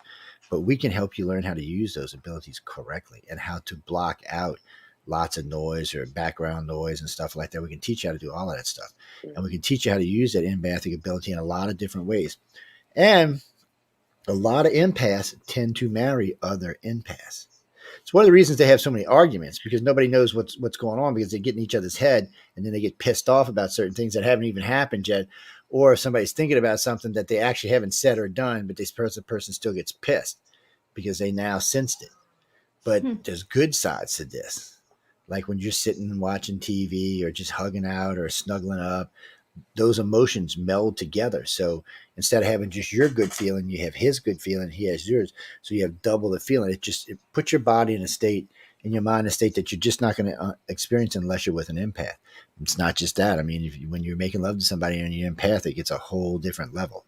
It's just a whole PG-17. Remember, people. So is that a sign of being abducted? Well, no, I mean, I think I want in. Yeah, well, you know, like really good. And empaths, you know, so it's one of the first things we test for people to see if they're empathic. But abductees usually manifest in your dreams, and then it's usually marks or missing. In the old days, we would have said missing time. Today, it's weird time or gain time, out of sort time. It's not so much missing time. I mean, with aliens have gotten wise to the missing time thing. and have just basically changed the way they do things. Mm. So there are still some missing time cases, but overall, the majority of missing time cases are they just don't exist anymore. We have, like I said, gain time, or weird time, or scrambled time, or things like that, where people have been taken back and taken out 10 minutes later, put back, but have 3 weeks of hair growth on their legs and stuff like that. So, we understand that now. It's like with Jim Sparks. Jim Sparks is a very famous contactee, and from time to time, Jim would get taken for weeks at a time. But nobody at Really? home knew that. Oh, yeah. It's not uncommon for contactees to be taken weeks and But months how at a does time nobody at home? But how does no because one they at bring home you know? back 10 minutes before they took you. Hmm. So the Greys have the ability, especially the Greys, they have the ability to pull you out of time and set you in a pocket outside of time. So time's not even moving. You're doing whatever. They're doing whatever for however long they need it. Oh. Time's not moving at all. And then they just pop you back in. So how do people know that they've been taken that long? Do they? They do. Some people sense it. Some people want to get regressed and it comes out in regression. And Okay. sometimes it's a big shock for people when they realize that. So this is one of my favorite stories. And I'll tell this for the umpteenth million time. We were down in Pensacola, Florida, investigating a case. The people they call us a really good abduction case.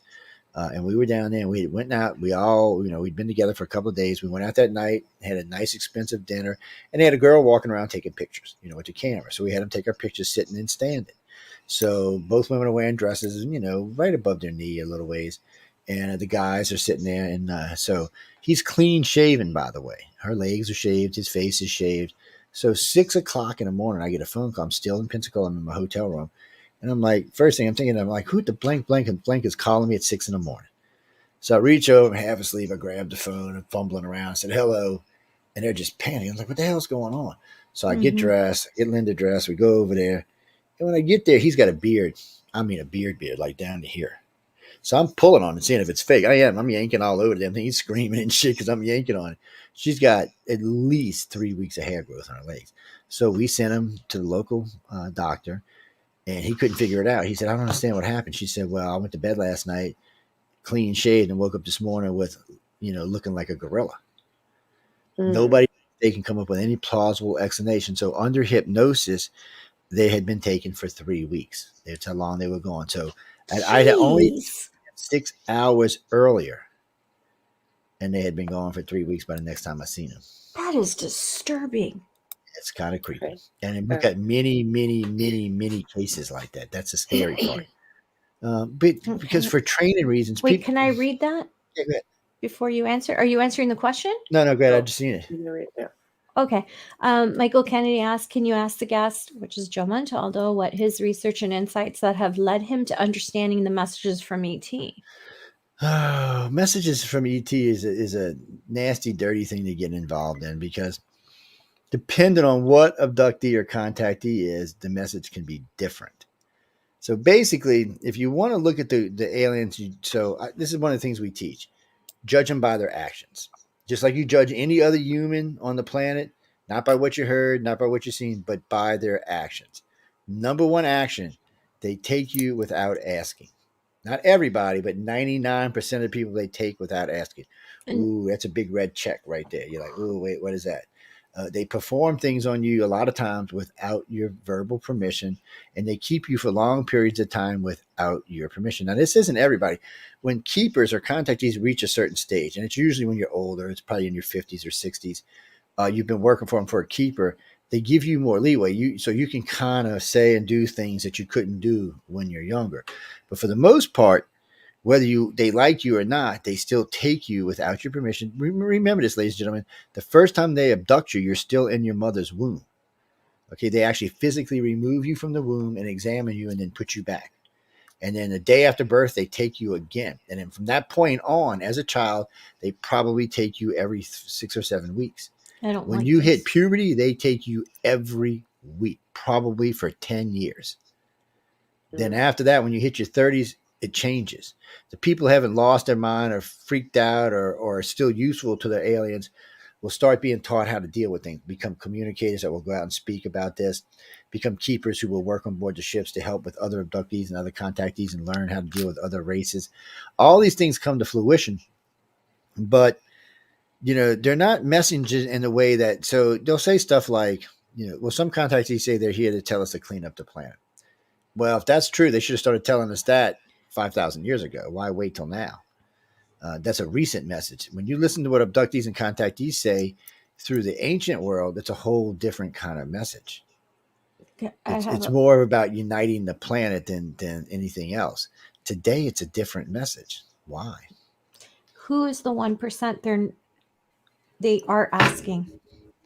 Well, it's so usually so it depends where you are in your training with them, what you understand with them. So the more advanced abductee, I should say, the more advanced contactee or keeper you are, the more information you're going to be exposed to, the more information you're going to understand as well.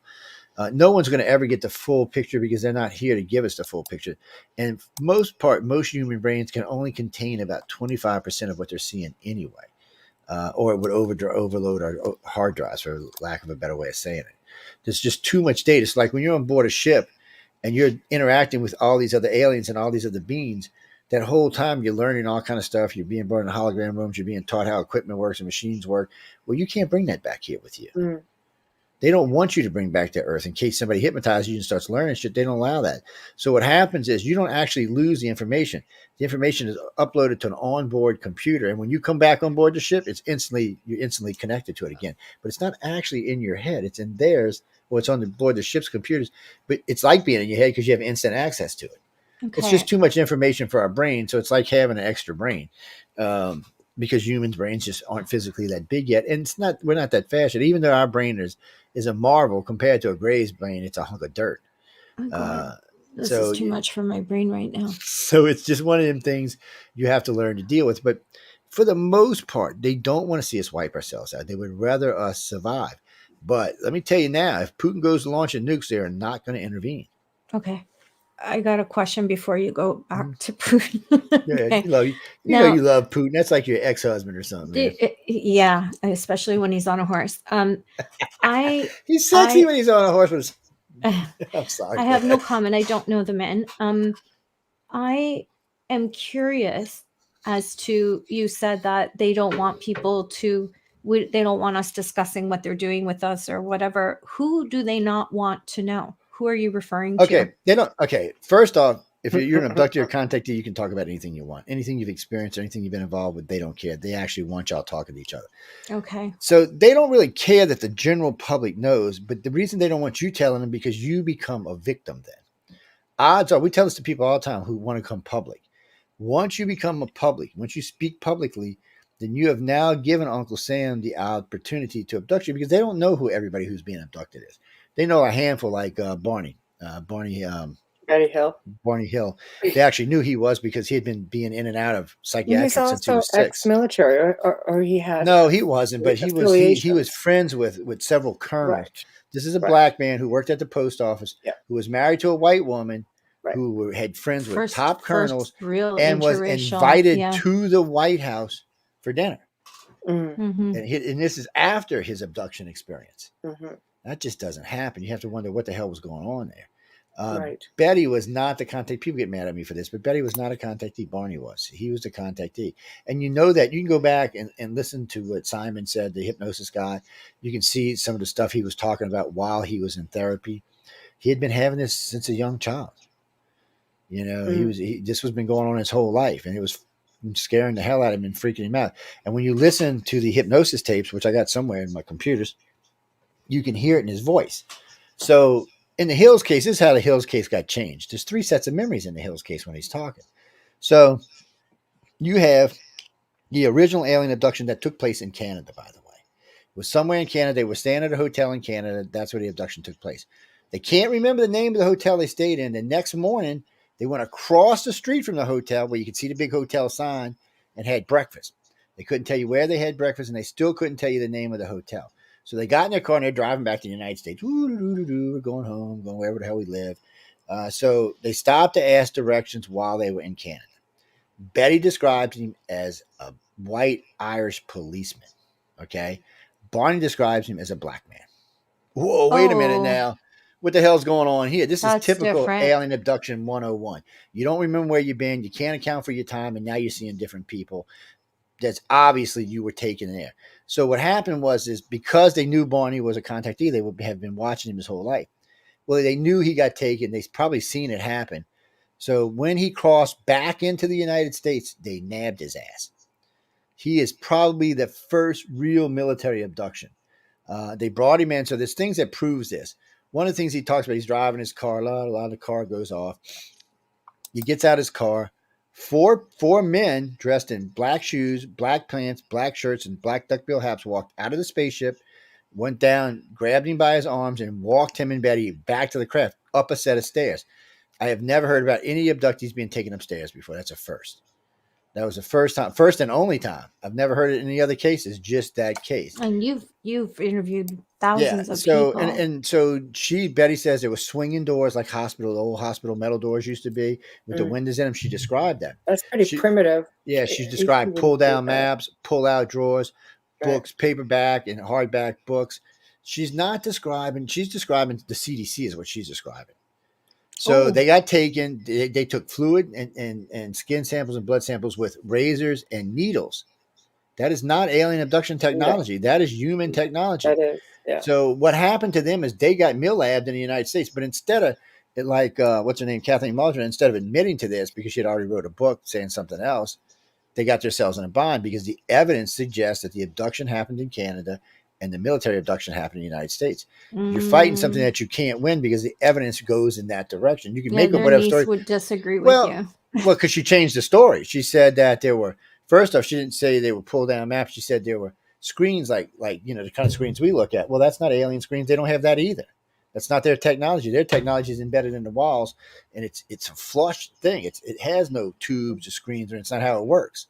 So you could tell even Kathleen didn't have the imagination to take it to the next level because she's not a contactee. And if Betty would have been a contactee, Kathleen would be a contactee. Okay, the opinions expressed by our guests are not those of this network or the host, but unfortunately, Joe is the network. So send all the emails to Joe Montaldo. No, send them to Miss Desrochers. I've interviewed her, so I know, yes, you're going to have a lot of emails. Oh, and if y'all want to know the argument, so I see at the iCar1.com site, there is the discussion between myself and Kathleen Muldrin and all of this.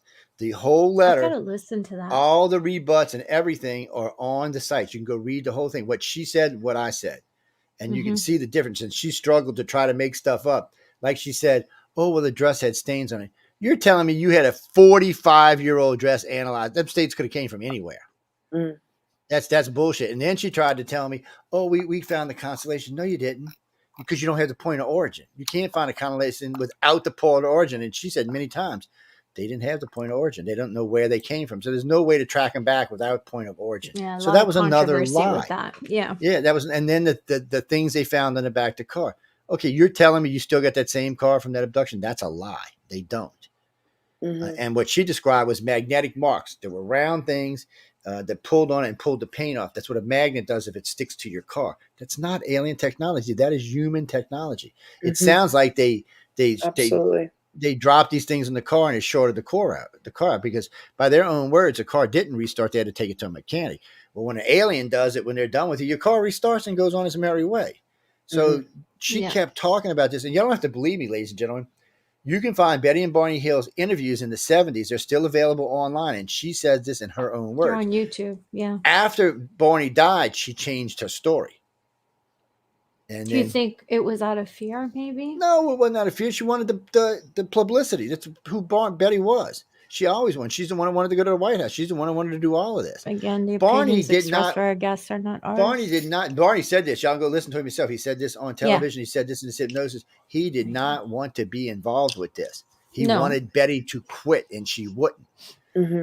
He was hostile about this. And she wanted the fame. He did not want anything to do with this. Maybe she was being pressured by something or someone. No, I think she just wanted the fame. I don't think it's because she wasn't a contactee. I think she wanted that admiration that Barney got. Really? Yes. And she's not the only one. There's a lot of people. You would be surprised how many people lie about being abducted or taken. You would really be surprised. I want no part of it. So we've got the people who have sexual assaults in their family. So a lot of times that will manifest as an abduction. So when you do the hypnosis, of course, it's not what it is. And comes out in the hypnosis that's not what it is. Mhm. And there are other things that happens in people's lives that they would rather think an alien took them than admit to what really happened to them. Yeah. Like Mm. you wouldn't see bite marks Yes. with ET So think about abductions, this, right? and in this case, we're talking about the samples came from Barney, not from Betty. They didn't take fluid samples and scrapings from Betty, only from Barney. That tells Mhm. you all you need to know right there. They already knew she wasn't the contactee. They knew he was. And that's how you know it was the government and not the aliens. So do you think all these stories that you hear about all of these physical examinations and really horrific things, do you think this is my lab, or do you think this is actually extraterrestrials that would do this? Okay. You can tell the difference. One, the government's hypnosis techniques are not near as good as the aliens' techniques. And the Mhm. way they conduct experiments and all or regular technologies that you would be familiar with. Mhm. When you're on board the ship, you're not familiar with the technologies. Most stuff is voice activated on the ships. So when you walk into your room, this is a perfect example. So on one of the big ships, they give you a room. You walk into your room. When you walk into your room, it's a cube. There's nothing else in it. So what you start thinking, you want a bed, the bed comes out and appears. You want a sink, the sink comes out, the dresser comes out, TV comes out. Whatever it is you're thinking about comes out, is now available to you. Computer access comes out. So the ship configures to your thought. It's really cool technology. And those are different. You can tell the difference. And the alien technologies work different than ours. There's no wires, there's no switches, there's no plugs. It's all vastly different technology than ours. Okay. So it's not Scary. that hard to know the difference between them. It's just for the non-technical people is when it causes trouble, because they don't actually understand what they're seeing or what they're involved with. And mill labs, I would say, if I had to put a number on this, I mean, out of the 112,000 cases available, probably 10 or 12% are military. And the reason why is because those people have come forward. So if you don't come forward and you're not like Barney, who's been in a shrink and they know it, they'll never find you. They'll never know you've been taken. There's no military. And it's worse than that. If you're an abductee or contactee that does come forward, but you don't have any experiences, like you haven't been on board the ship, or you haven't worked the engines, or you haven't drove, you haven't navigated, they're not interested in you. They're not going to take you. You don't have anything in their head worth taking. But people who have experienced this, that's who they're after. Anybody who understands the alien agendas, operations of ships, interaction with other extraterrestrials, they want to talk to those people. That's who they want to talk to. The everyday person who's just been taken and doesn't really remember anything because they couldn't handle it, they're not interested in them. Yeah, that's what I'm saying. They're not interested. But the other people they're interested in. They was probing Michelle the other night. I was laughing my I'm ass putting off. my hand up like I'm in class. I think I just looked through the bird. Thinking out loud. Yeah. Yeah, whatever. It was not intentional. It just happened. It happens. It's life, man. Shit happens. Do I'm live. abductees have a cutoff time, a cutoff date, a retirement age? Some do. Okay. So is this by ET, or is this something, an agreement that you make with them? No, this is ET. So when you become non-useful for them. Non-useful. I was trying to find a kinder way to put it. Usually this is going to be somewhere in your early 30s. So what happens is, one, you're still showing fear. You're still scared of them. You're not trying to work with them. You're not trying to understand anything. So what they do is they just stop abducting you, but they will keep taking your children. So this is what pisses off a lot of contactees and abductees. They're still taking your kids even when they're not taking you. But if you're like Dolly or other people we talk to on the shows who are interested in speaking about them, even if it's not 100% correct, they want you out there. They want you helping the ordinary people understand that there is something going on. And the more credible you are, the more they want you out there speaking. Really? That I didn't realize. Helping with the. So they got the communicators, the speakers, and the keepers. The keepers sometimes speak, but for the most part, keepers work with the people on board the ships just to help them out. When somebody's panicking, they'll come hold their hand. They'll go play with the kids. They'll talk to someone who's whatever's going on with them. That's what they're there for. The aliens realized that they were doing psychological harm to us, which is not what they were intended to do. That's why they have keepers now. So the kids, for some reason, just aren't scared of them. You can go on board. I can't even tell you. I've lost count of how many people told me this. They'll go on board and they'll see a group of the kids. Oh, my bug-eyed friends, my reptilian friends. They're all playing and enjoying this. So sometimes they're playing with other reptilian kids or human kids. As far as I know, they don't play with the gray kids, but they're interacting and they're not scared of the aliens. The aliens give them technology to play with and to use and do stuff. But when puberty hits and all the way up till about 30, that's when all the bad shit happens. It doesn't matter who you are. Everything is bad. It doesn't matter where you are an abductee, how advanced you are. Those 10 years or 12 or 14 years, that's when they're going to do the nasty stuff. And they're going to block 99.9% of that out because most humans cannot handle what just happened to them. Things like removing body parts, removing eyes, removing other stuff, putting them back together, testing your physical and mental abilities. Humans aren't good with that. So they just block it out. And that's why when people ask me, can you regress me to those? Yeah, I can bring you back there and you can experience what happened, but you're not going to be happy. So why do it? So most of the information that you've received comes from people who've gone under hypnosis. And ICAR has how many members that have come forward with? We got 112,000 cases on file today. Right. That's 40 years worth of investigations. And before anybody asks, no, I did not investigate 112,000 cases. Out of those, probably, to be realistic, probably about 15,000 I've actually been through. I've either read So can you give a little bit for those that don't know you about your military career? Can you put that out there, please? Yes, I was in the U.S. Navy aboard the USS Nimitz. Yes, Old Salty is what she goes by. She's in retirement now, so as far as I know, she's not out there blowing shit up anymore. But I was Advanced Avionics, Advanced Electronics, Advanced Aircraft Recognition. That's what I did on a Nimitz. So it was yes, avionics people. So as far as I know, I'm the only ufologist in the field that actually has degrees relevant to the field. Advanced avionics. If you're going to study UFOs, you got to at least understand how they fly, how things work.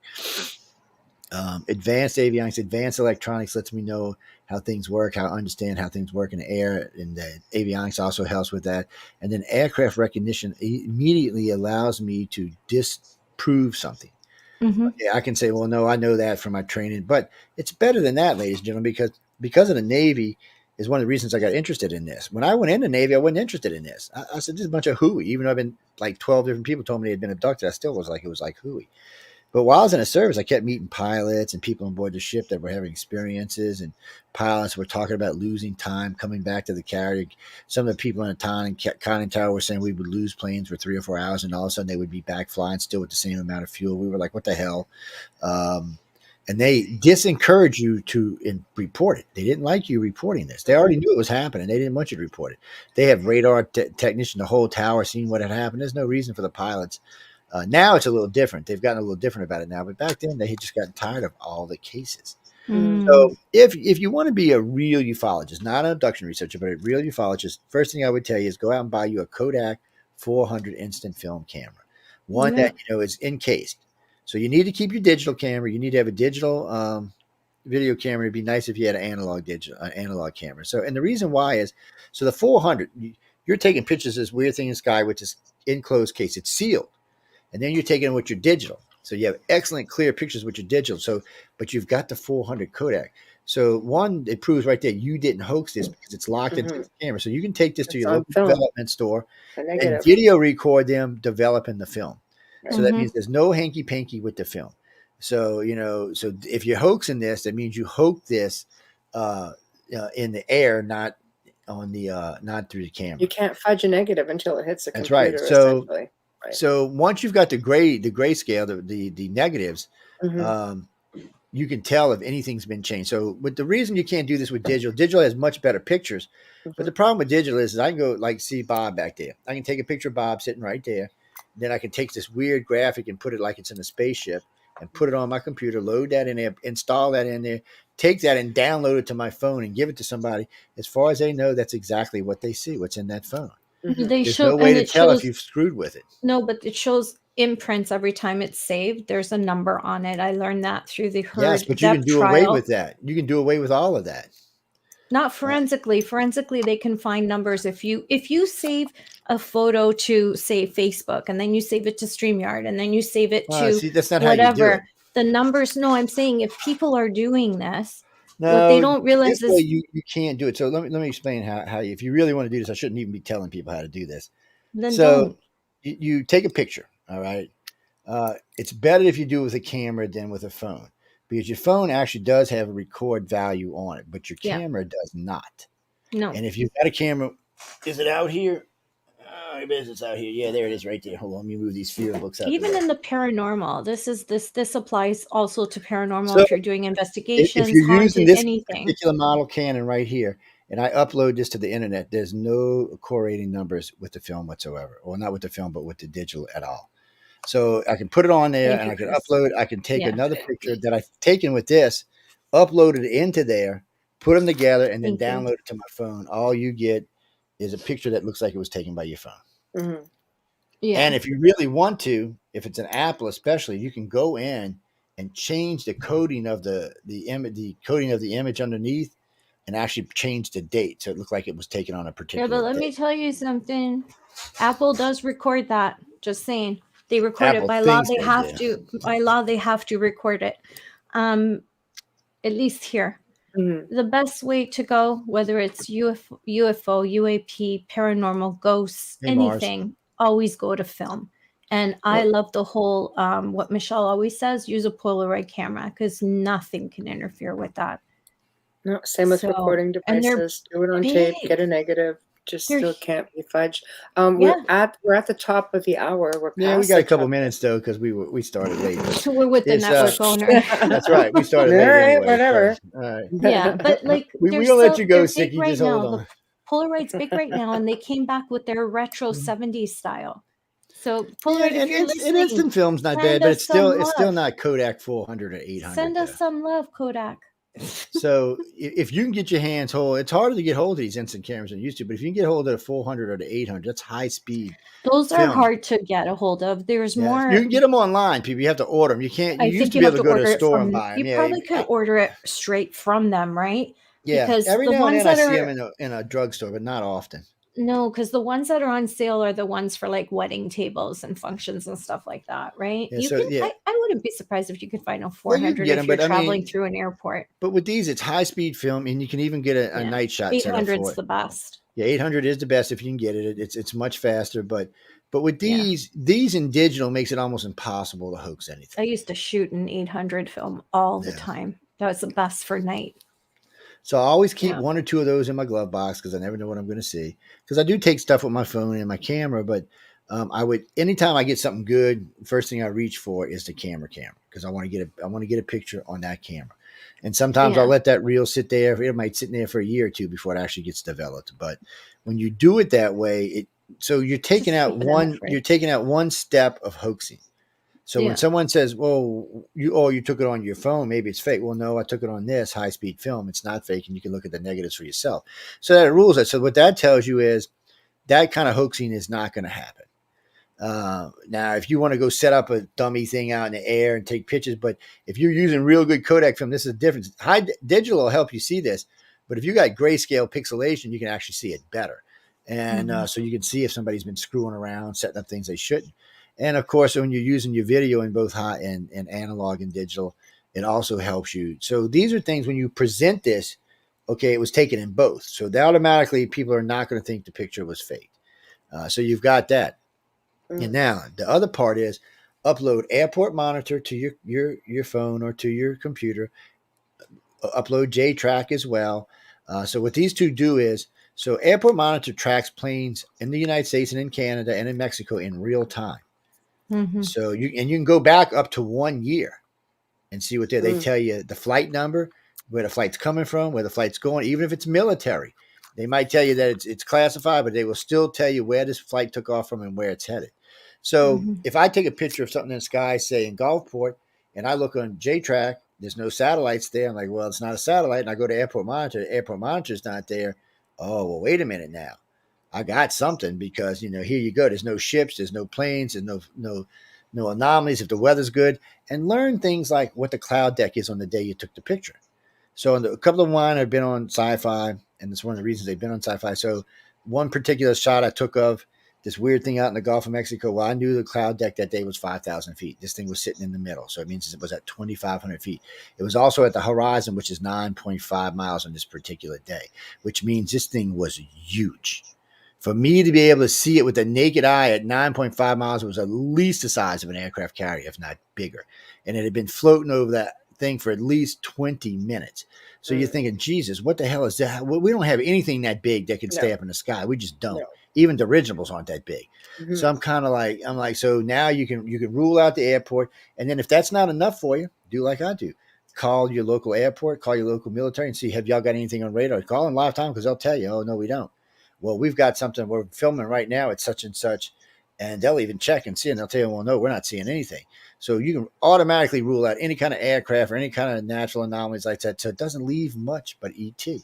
Mhm. It just helps. It doesn't prove conclusively that you filmed an extraterrestrial craft, but if you've eliminated everything else but the extraterrestrial craft, it's a good shot. That's what you just got.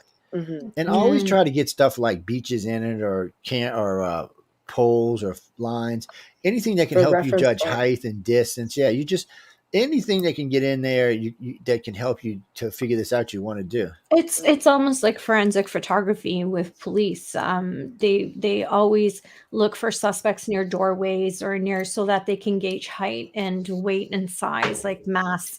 It's the same kind of thing. If you take a picture of something up close, it's going to look massive, but if you take it at a distance, it's going to look smaller. So you have to have it near something, so you have perspective. Yeah, so you have perspective. Yeah, perspective. And my analog, my high 8 has a 80 times zoom plus a 30, so it's 122 zoom on it. I mean, you can really, and when we zoomed in on this particular thing, you see it in the video. It's on my JoJo Mon 63 account on YouTube, by the way. When we zoomed in on this thing, it was huge, and it's split. Beautiful zoom lenses. It's so like split. I mean, we've got several things up there on the Alien Enigma site, which is alienenigmasite.org, is a site I put up 22 years ago. For the fact is, something that happened to Linda and I, so I put the whole thing on a site, because if I ever decided to come out about it and talk about it later on in my life, I didn't want people saying, oh, he's just jumping on the abduction bandwagon, he's just jumping on the UFO bandwagon. Well, no, this was actually up before we founded ICAR. So no, it had nothing to do with that. It was just, I just put it up there because I knew sooner or later someone was going to try to call me out and say, you're just doing this because this, that, or the other reason. And so we keep it still there. The site's going to be there forever. And it's there for that one reason, just to show some of Linda's artworks on there, what the grays look like and stuff like that. She's got one with all these aliens in it, and then you see my two chihuahuas in the middle. I'm not sure if they were getting probed or not, but they were there. On the probing. So anyway, let me pull my email up right quick. Okay. Now, whoever gets this, it now. Yeah. So whoever gets this, I'm going to send a copy of this along with it. Ooh, pull it back so we can see it. Pull it back just a bit. Okay, that's a good one. I've actually read that one. That's a great one. So let's see. Oh, damn, I got all, man, we got Jesus, people. How many people wrote into this? Lord have mercy. Let's see. Now Joe has to count to 30. Can you do that? You need some help. I can count way past that, baby. I got money in it. Anybody money learns. That's what my mom told me one time. She said, yeah, you didn't want to learn how to count, so we just started giving you money. You learn like, okay. Whoa, a bunch of y'all got this right, man. So let's see who the winner is. Who's number 30? That's what we're looking for. So Dean Harrison won. Where are you from, Dean? Oh, wait a minute. Do you live up there by Laura Lee? And then where's Saskatchewan at? What the hell is Saskatchewan? No, she's Ontario, Saskatchewan. You should know that. You were taken out in Saskatchewan. That's what I'm saying. That's why I seen it. It made me nervous. Yeah. Well, the reason I'm saying is so two provinces west. Dean, we'll get it sent out to you. Make sure that it's correct. Well, no, Saskatchewan's a funny thing because every now and then on my cell phone, not just my Apple, but on several of my cell phone, it will show me in Saskatchewan at 5,000 feet. Right. Yeah, Saskatchewan is by BC. Like congratulations, Dean Harrison or Dean Harris. Dean, hold on, let me go back. Dean Harris or Harrison? Hold on, let me see. Harrison, not Harrison. Dean Harrison, congratulations. And yes, you got all of them right, and I'm glad. Whoops, my email just flipped out. But I will send over your contact information over to my boy over there, and he will probably have it out. Now, people, if you're listening tonight, when you get these things, feel free to take a picture and send us the picture back. I'll post it up on one of the websites or on one of Facebook's or something. We'll show it on the show. Children with it or something. Yeah, do a Folgers commercial with it. Oh my gosh, right? Great idea. So all of these lightsabers come with fighting blades, real blades, so you can actually fight with them. You can go, you can go to like the saber clubs and go fighting with them. They won't break and they won't crack. Right. So if you get the real one, so in the beginning, they have a glass tube on them. Them damn things will break. Did you see Somebody's Wayne? trying to like Wayne somebody from trying to get a Niagara Falls. freebie. Somebody's trying to get one. Somebody trying to get a freebie, huh? Did you write in at number 30, Mr. Mallows? That's right. So y'all know this, And ladies and Joe's gentlemen. got that rule that knows us, that anyone that knows us can't Yes, win. unfortunately, it's not my rule; it's their rule. I agree with it. That's why I told It's, everybody they couldn't.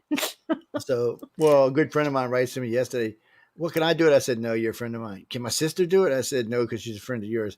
She's like, come on, how about her daughter? Can she do it? I said, maybe you shouldn't tell me. You're missing I the said, point. since they don't have the same name, maybe you shouldn't tell me and just let them try. And she's like, oh, yeah, I guess so. I'm like, yeah, if you tell me, then I'm going to know who it is. You're absolutely not going to get it. I'm just so happy we have a giveaway. It's so exciting. I'm happy for and y'all will get a copy book, and we're going to be giving away. I'm going to make the girls give y'all some books out in a couple of weeks, too. We've got, like these 3 are going out. I'm giving away. Hold on. Damn it. I've given away 100 of these so far. You'd never know he owned the network, though. I know. I've given away 100 sets of these is what I should do. So what is this one? Is this 36? So y'all have seen these before. This is book 36. It's an anthology. Writers of the Future. This is the one book 36. There's 12 stories in there. Thank you.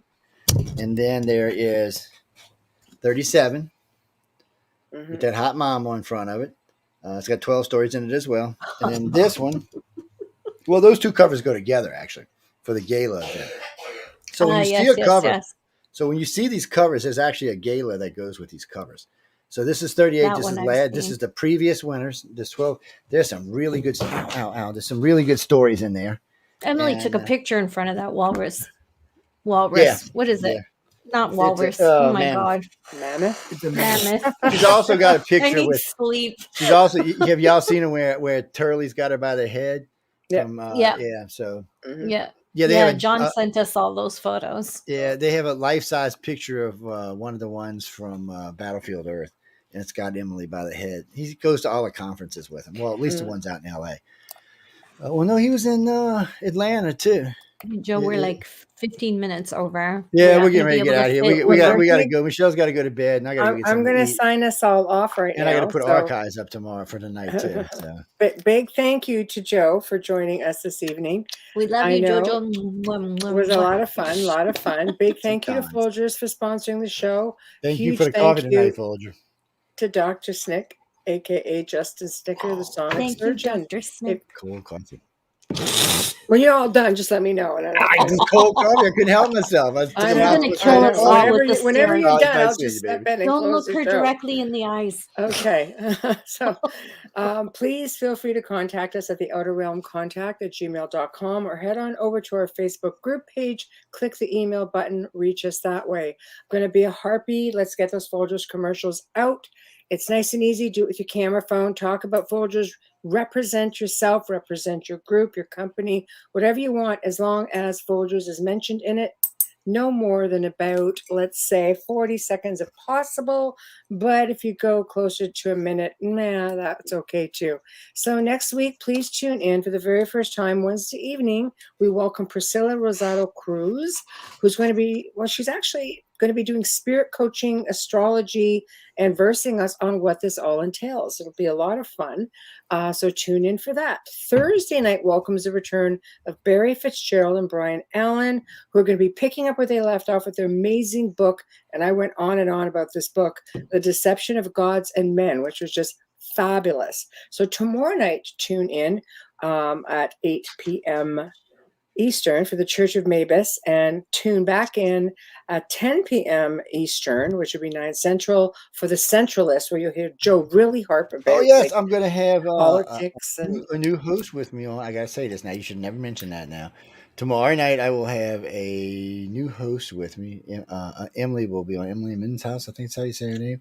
She'll be joining me tomorrow night along with Jay. No, Michael is no longer with us, so you won't see him there, but you will see us over there. So come by and stop by and see what kind of trouble we get into tomorrow night. Keeping it clean. That's all I got to say. Station manager. That's the score I have to be. Let me tell you what. So everybody, good night. Thank you for tuning in. Everybody in chat, really appreciate you guys participating. It just makes the show that much better. And yeah, we'll see you next week. Have a great weekend. Everybody behave. Don't get sick. Don't kiss babies because this is what happens.